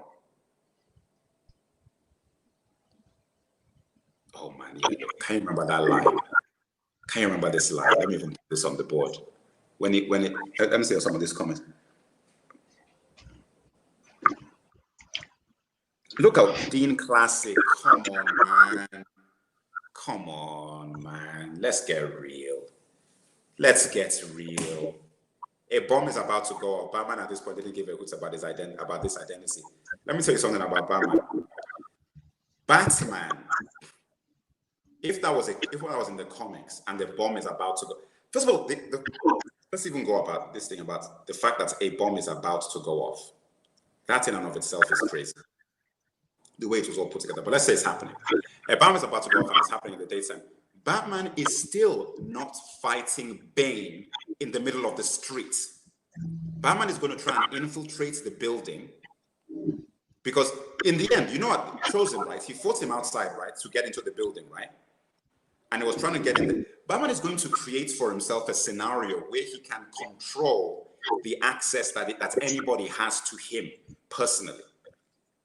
He knows that there's a riot going on. He knows what's going on. Do you know what he would do? He would create like a robot. He'd create some kind of remote control thing to go into the riot to help the rioters, to like throw tear gas bombs. He'd create all these sort of diversions to make, do you know what? Do you know, this is the funny thing. Let me even rephrase that. Dean Classic, check this out. That would even be a plot point. Part of the plot would be that Batman would be like, this bomb is about to go off at 1 p.m. in the day. How am I going to get into a crowd to stop this? That then becomes a plot point of how is Batman going to navigate putting himself and his identity and his personal safety, because it's also about his safety. Batman could get killed. He's just a man. He's not going to be able to fight 100 people coming at him to try and find out who he really is or whatever. He's not good. So there's also all these sort of things going on. So at this point, he's going to look at what these guys are saying. Look, man, guys, I don't know where guys are going left with all this stuff. Listen, guys, I don't buy. Are you seeing these comments? Shows them. Yeah. What's your response to some of these comments? I think again that has to go. Again, just going off of Dean's comment there. Again, it has to go to who's involved, who's writing the script. Again, Andre's also correct. Metal Gear Solid, Batman, Batman Snake Plissken. I think it's a lot of times we have to look at who's creating this story. For me, the writer should always get the most credit and also the most blame when things go the way of the dodo. And it's just there was no, with Batman, there has to be a level of there has to be some fantastical element to it. And to me, to your point of the whole brawl in New York City with the cops and, the thugs and the way that Batman sort of rolls up gangs of New York type style, it's like, we lost you for a second. I think you made a very good point when we're talking about the rank order, when we're looking at the entire body of work. Christian Bale's entire body of work as Batman needs to go below Val Kilmer, unfortunately. And, honestly, that's not a point I have ever heard anyone make. And I actually didn't. That's what I'm saying. Like that's that. What I'm saying. Yes. That's what I'm saying. That's what I'm saying. No, and I'm saying I agree with you. It's actually quite sad, but it's true. It's because of where it's Val Kilmer. You see, the thing is that when I began, Batman Begins is categorically above all the other Batman before it. But by the time you get to Batman Dark Knight Rises, you're like, what the hell is this? Like, this is like, what is the hell is this? So if you take the whole thing as a whole, you're like, this is not even as good as, you're basically going from, I mean, it is just by default better than George Clooney Batman, by default, you know. But in general, like, that's the only thing is by default better than, because for what Adam West Batman was, it's like the whole thing was so ridiculous anyway that it's hard for you to even compare those two things, right? But in general, yeah, man, like it's weird. It's like once you take all of it in totality, I think Val Kilmer's Batman is above it, because Val Kilmer's Batman never broke those rules of basic what is Batman. He never broke those rules. And in many ways went into areas that I'm like, yeah, this is actually the sort of areas that Batman would be, that you'd want to know about Batman's psychology and so on and so forth and everything. So yes, listen, if Val Kilmer had come back for Batman and Robin and done another, then we would be having a different conversation.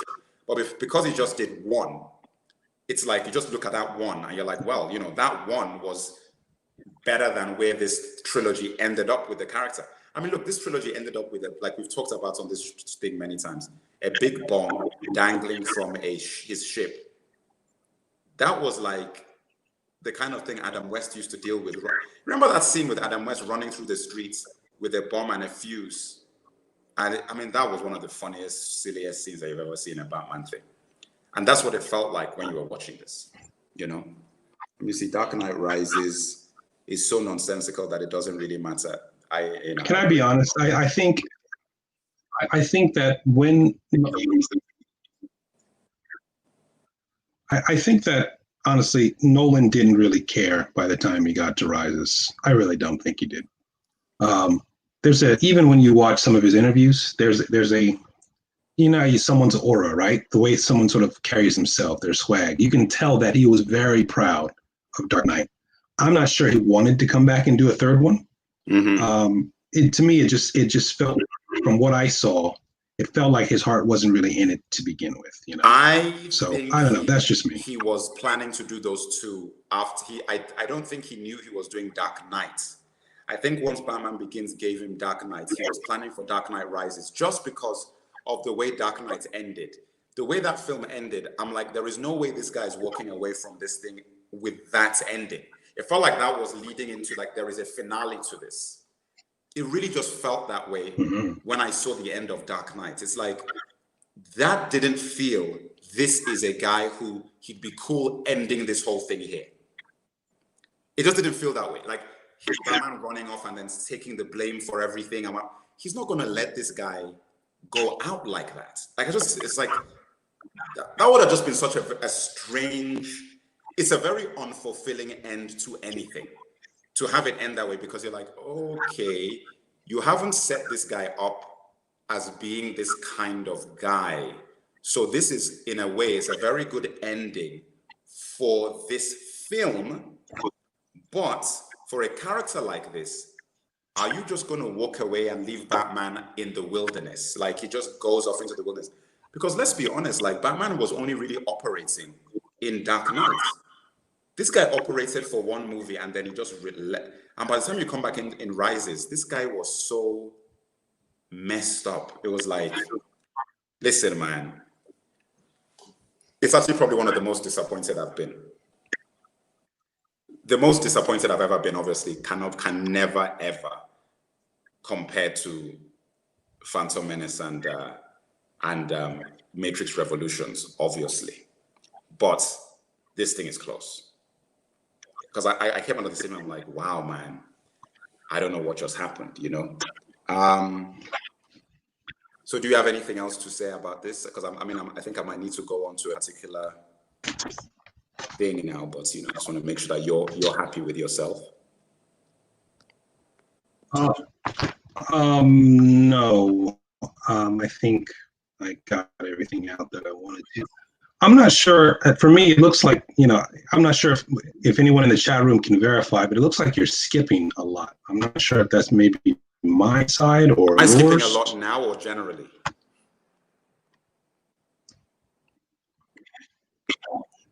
Am I skipping a lot now or generally? Hello? Guys, am I skip? Who's skipping? Who's skipping, guys? Anybody's on the feed? Who's skipping?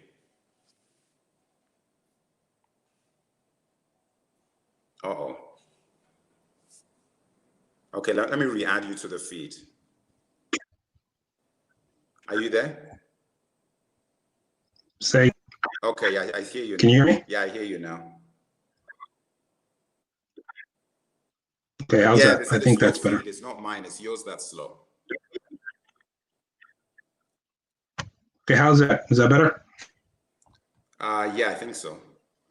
Okay, so let me get the next guy in.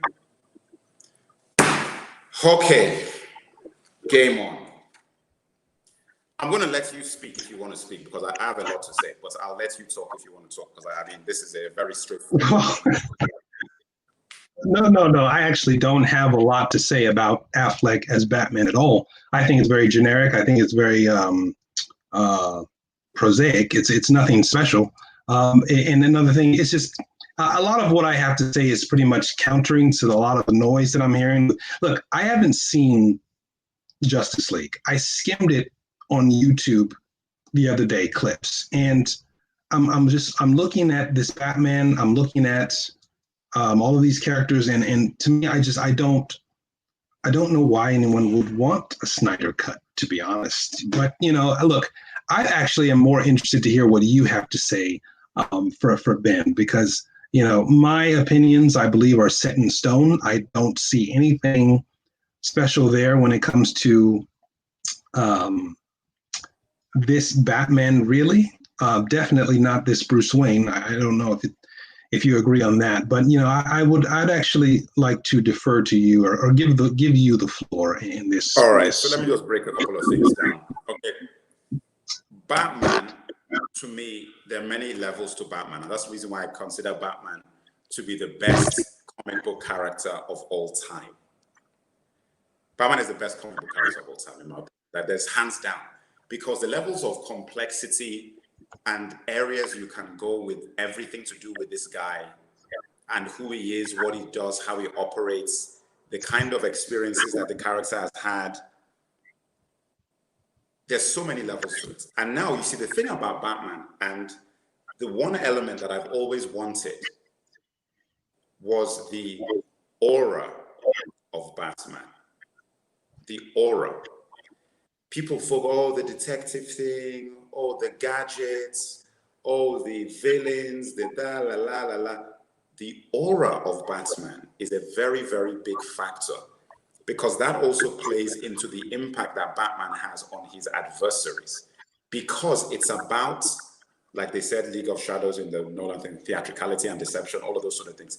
It's about intimidation. It's about creating fear amongst the criminal element in Gotham, so that they start talking about him the way that they talk about Baba Yaga in John Wick. He's supposed to have that mythic villainy that they talk about Batman, whether it's real or not, this thing, is he a man, is he a thing, all of that sort of stuff, right? When I heard that Snyder was doing Batman, I was like, oh, Batman and Superman, what? How can they give the same guy who did Man of Steel, who did Watchmen, they're going to give him Batman and Superman again? And we got a Batman who's never actually even had his own movie, and you're going to cast Ben Affleck? I was steadfast against it. I was like, this is a disaster. This is a complete disaster. That's what I was saying. Then I saw that Ben Affleck was taking it seriously, and then he was going to training, he was going to doing weights, and I was like, wait a minute. Look at him approaching this role. He's going for, and I was like, okay. Then I heard that Snyder was using the gray suit from the Batman Dark Knight Returns gray suit with the black bat. I was like, Then I saw the first image and I was like, wait a minute. Meg, we might have something. No, seriously. That was the moment when I said, wait a minute. Because up to that point, I thought this was a complete joke. Till I saw that, I can't remember whether it was film, was it Empire magazine or Total Film? I can't remember what magazine cover I saw of, that thing where Ben Affleck is in the suit just facing forward, right? Yeah, yeah. Just like, wait a second, man. We might have something here. That was actually what went through my head. I was like, we might, because I'm not fake. You see, the thing is, I'm not here to just hate some guys, whereby just because I don't like something you did before, anything you make is bad. That is not what I'm about, because I just want a good product. I want a good film. I want a good Batman. That's it. So whoever brings that to me, I'm happy with. Even if it's Bay. Even though we know that is categorically impossible. If Bay brings it to me, I'm like, okay, fine, okay. So I'm sitting there and I'm like, all right, look, this picture looks very, very tasty. This is a tasty image. Now, I do not want to get ahead of myself, but this image looks very tasty. And then I saw a few other images of him standing, and I'm like, man, Ben Affleck has actually gotten bigger. He's gotten this basically physically. I'm like, this guy looks like Batman. This guy looks like Batman. Listen, for the first time in my entire life, I was looking at a live action guy in a suit that looked like what was in my brain and what I'd read in the comics of Batman. You're like, wait a minute, this guy looks like Batman. I was like, oh my God, okay. Then I was excited. I was like, okay, look, this film is going to be like this film, Batman v Superman, is going to be silly. It's going to be rubbish. But I am very excited about this Batman rendition. Then I went into the cinema to watch Batman v Superman. And mate, like I've said, the scenes I'm talking about, right? Nightmare. The nightmare scene was in Batman v Superman. And so was the warehouse scene. Justice League didn't have anything to write home about at all. But correct me in the chat. I'm right? Warehouse scene and nightmare scene were in Batman v Superman, correct? Yay or nay? Chat. I'm waiting for the chat to respond. Why are these people taking time? Somebody give me an answer. Give me an answer. Because I have some things to say on that, but I just don't want to get some facts wrong, because those two films sort of blended together to me. Wow, guys, chat. I'm asking for some confirmation. Thank you, Shackleford, Rossi Shackleford. Okay, guys, let me start with the nightmare. I saw this nightmare scene. I'm like, look at the way Batman looks. And then I saw the image in the dust, which was obviously the dark side thing. I'm just thinking that Snyder is a very serious guy, man. If somebody could just like get this guy the right kind of script and have the right kind of guys around him, like that imagery, I was like, this is what I'm asking for. God. I'm like, this is what I'm asking for. I saw this scene, I'm like, when he had the binoculars and the long coats and the short ears, and then then he went into the thing together. I'm like, oh my God, Snipes, but this is on point. This is on point. The fight, and then the action in that scene, and then all the Superman troops that Superman had obviously created an army for himself and everything. And I just kept thinking to myself, I think we've lost Chosen. Oh, you're back. And I just kept thinking to myself, this is high quality. Yes, no, I agree with you. Listen, Restyling, yeah, it was, you're right. That's what I'm trying to, listen, let me just get to my point, through my point so you understand. Because I agree what this guy said. So I saw that scene, and then obviously the scene ended, and we went back to the movie, and I was like, what is going, this movie is just, Then again, partway through the movie, we went to this warehouse scene. The warehouse scene is when I said, Snides, you've got my cash. If anybody tells me that Snides is making a Batman movie, I'm there on the first screening, opening night. In fact, I'm there the night before. I'm sleeping there, and I'm going to go and watch that film first. I'll be the first guy in the cinema, because I was like, that's warehouse scene. Okay, that warehouse scene. I was like, listen, this is it. This is it. This is what I'm asking for. I didn't agree with Batman killing anybody, because he killed some guys, and I was like, that's it, taking things a little far. But the dynamism of it, the way that he was using the weapons and his gadgets and the intensity, the camera angles, the fact I could actually see what was going on, the cape, the lighting, all that. I was like, this is crazy, man. What the hell is this? I was like, if you give me a film like this, what? I've got nothing else to say. Like, I'm just like, this is all I'm asking for. And what was annoying me is that, how the hell are you going to allow something like this to be in a movie and nobody has the wherewithal to look at that scene and say, damn, man, this guy would make a pretty damn good Batman film? Because the introduction to Batman in the movie, where he goes to free the sex slaves, and you see him crawl he's hanging on the wall, and then he crawls up that little hole like a creature. I was like, this is absolutely fantastic. This is absolutely fantastic. I mean, I'm like, I've got nothing else to say. I was just like, listen, man, Snides, this man, I have insulted him. I've said a lot of negative things about his sort of stuff. I said, listen, mate, this thing that you just put on the screen here, I do not know how someone hasn't called this guy into an office and said, listen, can you just give us Batman? Give us a Batman film. I do not know how it's not happened. So, and that was, listen, and I viewed that movie as excitement for the Batman movie with him and Ben Affleck, because I was like, okay, look, you know what? I'm going to chalk this up to the game. Batman and Superman, I chalk it up to the game. But at least we're going to get a Batman movie with him and Affleck doing it. So I'm just waiting for that. So all this other stuff, it is what it is. And we never even got that. Can you imagine? I mean, that was upsetting. You know? So we had that, and then obviously then you can look at the what do they call it? The Bruce Wayne rendition. It was okay. I mean, you didn't get a lot of it. So I can't even really talk about that because it wasn't a Batman movie. Anyway, I've talked a lot. What's your thoughts?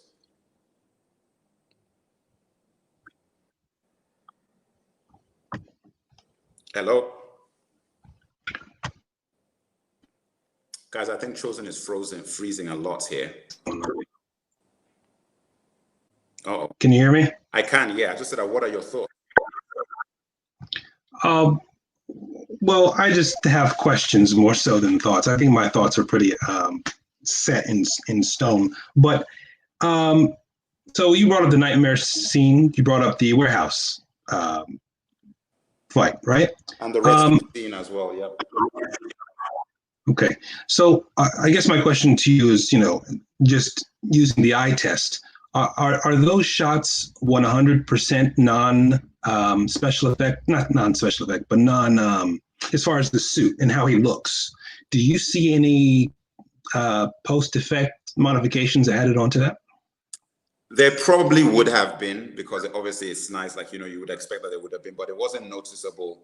The only time that I saw noticeable special effects stuff was when he was crawling on the ceiling and escaping through that hole. Then I was like, okay, look, obviously that is not real. But it was done effectively enough, and I just like the way it was blended in, but I knew that was CGI. Okay. But everything else. What about when he did the grappling hook up through the floor? What about that? It was acceptable. Like it didn't stick out to me, and I was like, oh, okay, that's so fake. I was like, it didn't pull me out of the thing, Okay, it's just for me, and I think Val and I had this conversation before. As far as you say that Ben Affleck bulked up. I'm looking at the pictures that were on the cover of that Empire magazine, and then I'm looking at the Affleck that we got in that film, and there's a noticeable distinction in, what should we say, bulk level between the two. Okay, it's the same thing with the. I'm not claiming that he was in the suit doing those stunts, but I guess what I'm trying to say is when we're giving credit to where credit is due, I feel that a lot went into the manipulation of the actual look of Batman in those shots that you mentioned as being what you would like to see in a Batman film. Okay, okay, go on. No. I mean that's pretty much it. So it's just one of those things where other filmmakers, when they did Batman films, they didn't have that tool, so to speak. They didn't use that, for lack of a better word, cheat code to boosts their visual image of that character as eye Yeah, candy. but who cares about, so what though? Like, who cares? All I care about is what I'm seeing. Like, do whatever you have to do to give me my products, man. I'm not, it's not a competition. It's just, I want to see, give me my product. So if it takes CGI. Hold on. You said it's not a competition. What is the title of this discussion? No, when I say a competition, I'm talking about like the filmmakers in themselves. You're trying to give me a good product. No, So I when they're understand. making the movie, they're not making a movie to compete. They're making a movie. I don't know. I mean, maybe competition is the wrong word, but what I mean is, I don't care that you're using CGI to get to point B. Okay, so then that's where you and I disagree. I care, especially when we're talking about in the context of this conversation. Yeah, but the thing is that it's all about levels, though. It's like, how much CGI are we talking about? If you're just touching up the cape and touching up some things, CGI was used in the cape in Batman Begins. No, I'm not talking about the cape. I'm not talking about just the cape. Again, going back to the look of the character, which is what one of your primary points, right? You wanted the character to look more like Batman, as far as more bulky, etc. And what I'm saying is, I look at that footage, and what I'm saying is, I don't think that is simply a man in the suit. There's I believe, some strong post VFX done during those shots to make him look that way. That's what I'm saying.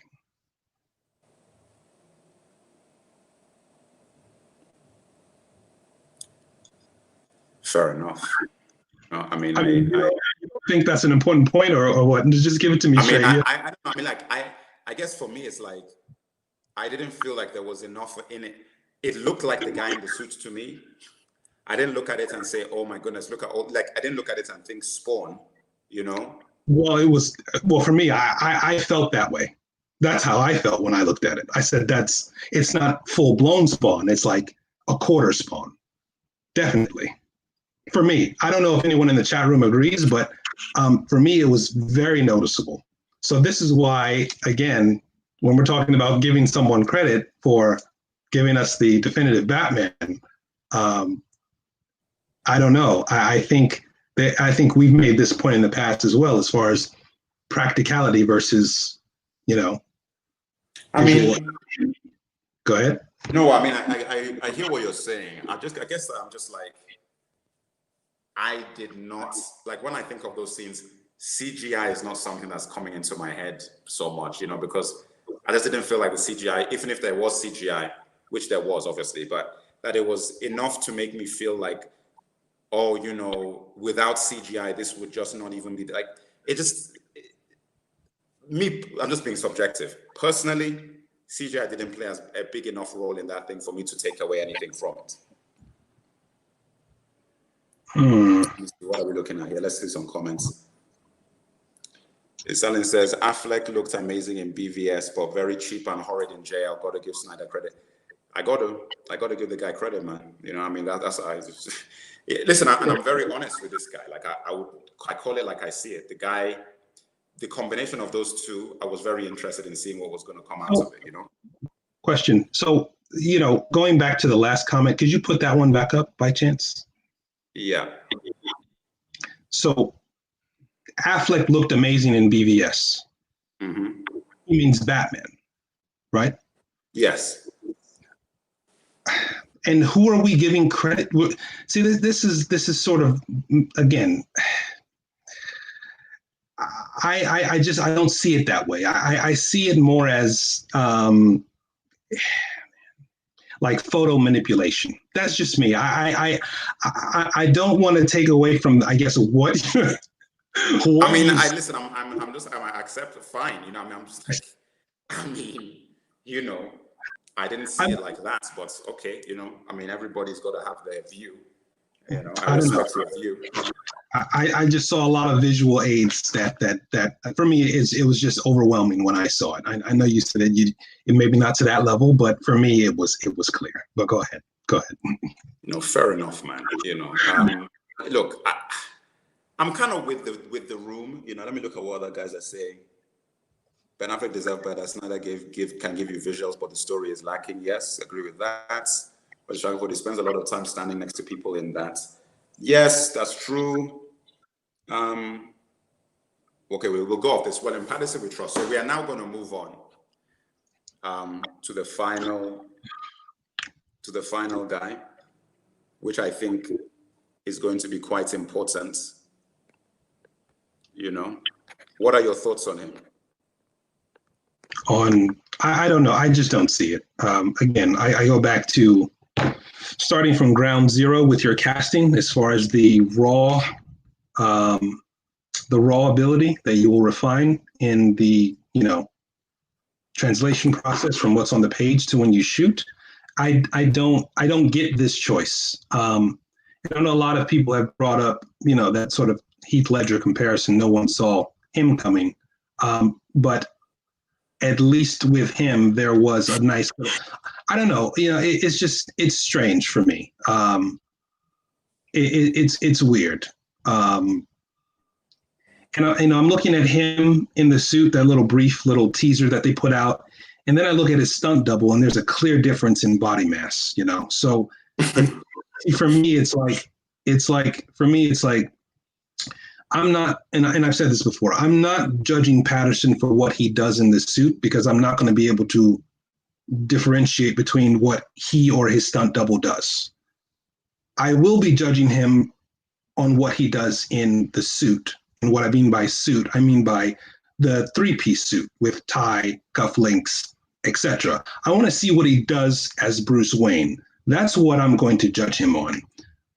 Going back to the comment that we said earlier, it's like guys can really hide, and that's sort of my big beef. I want credit to be distributed fairly, equally, and I feel that with a lot of these movies, there's a lot of dress up, and a lot of people get credit where I don't think they should.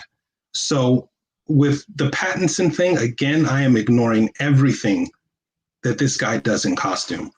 I want to see what he does out of costume. That's what I want to see. I have no idea what's going to happen with this. Like, the guy, they say he doesn't want to bulk up. He looks thin. When they cast him, I thought it was a good idea. But I obviously expected that he was going to go into focus mode, do the weights, get himself into shape, and do.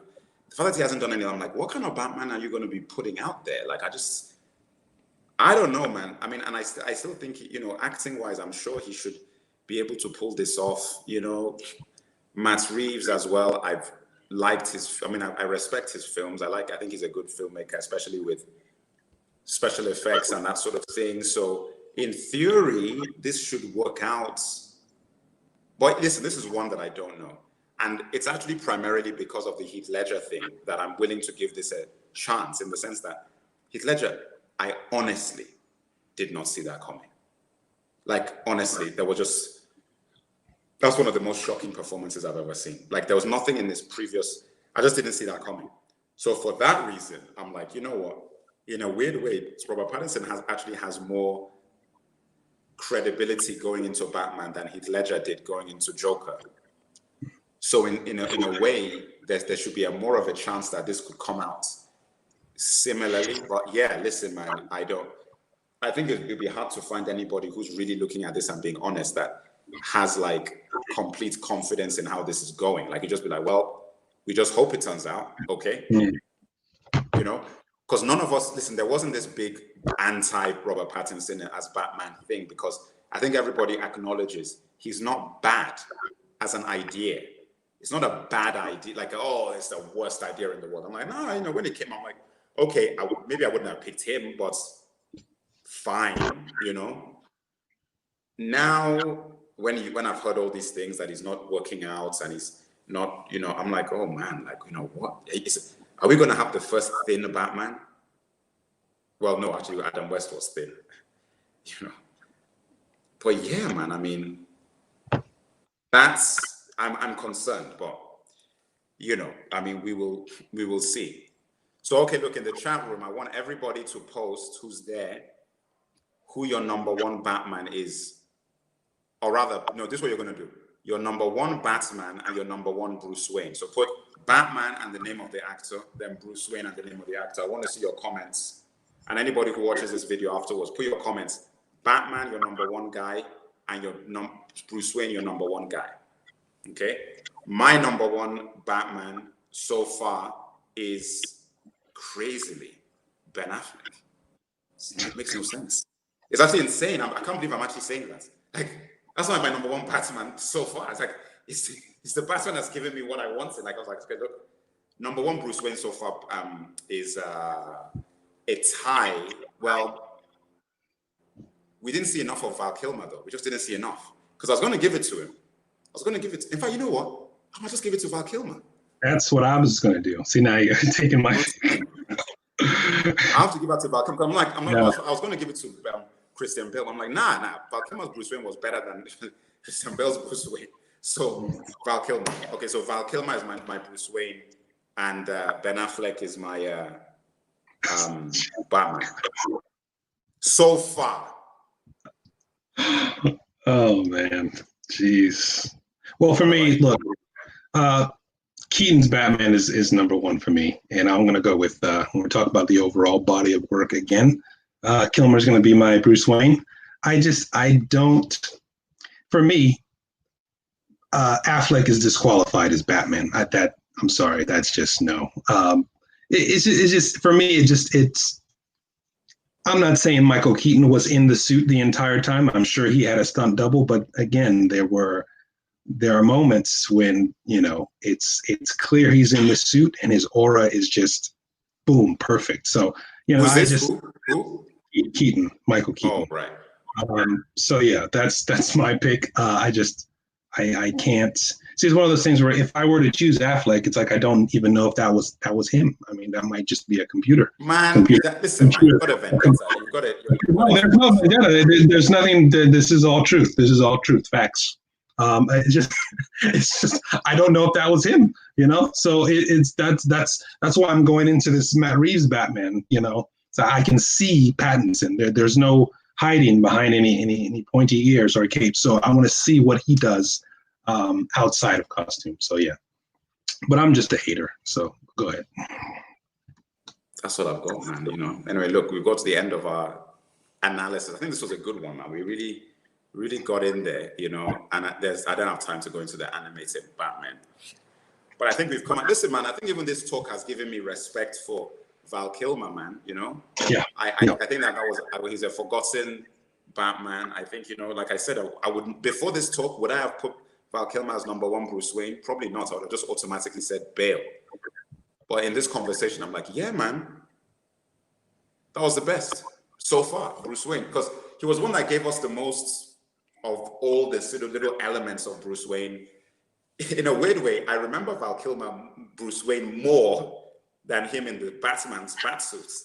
I remember all his scenes as Bruce Wayne. Like, yeah, he was the best Bruce Wayne, so far. All right, so any last words?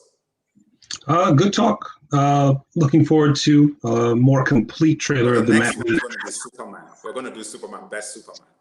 That will be fun because it's so easy for me. Like and we begin with Reeve anyway. What we don't actually, George Reeves we begin with. So, but that's just an easy one. There's no, but I actually like these. I don't know what else we could do. We can do best Batman we've just done. We could do best Superman, best Spider-Man for sure. That would be a controversial because that one I need to talk that out because I'm not sure. I know who I'd say, but I'm not going to put it out there now. But I know who I'd say for the best Spider-Man. Best Superman, I already know definitely who my guy is. Best James Bond, I know who my guy is for that. Well, sort of. So yeah, we could keep doing this. All right, man. Bay out, Spielberg in. Everybody follow if you're watching this. Talkback is sort of back. I'm still here. I'm alive. I'm doing shows when I can. Been enjoying these rides down memory lane, reconnecting with old Talkbackers. So yeah, definitely subscribe and let's get this ball rolling.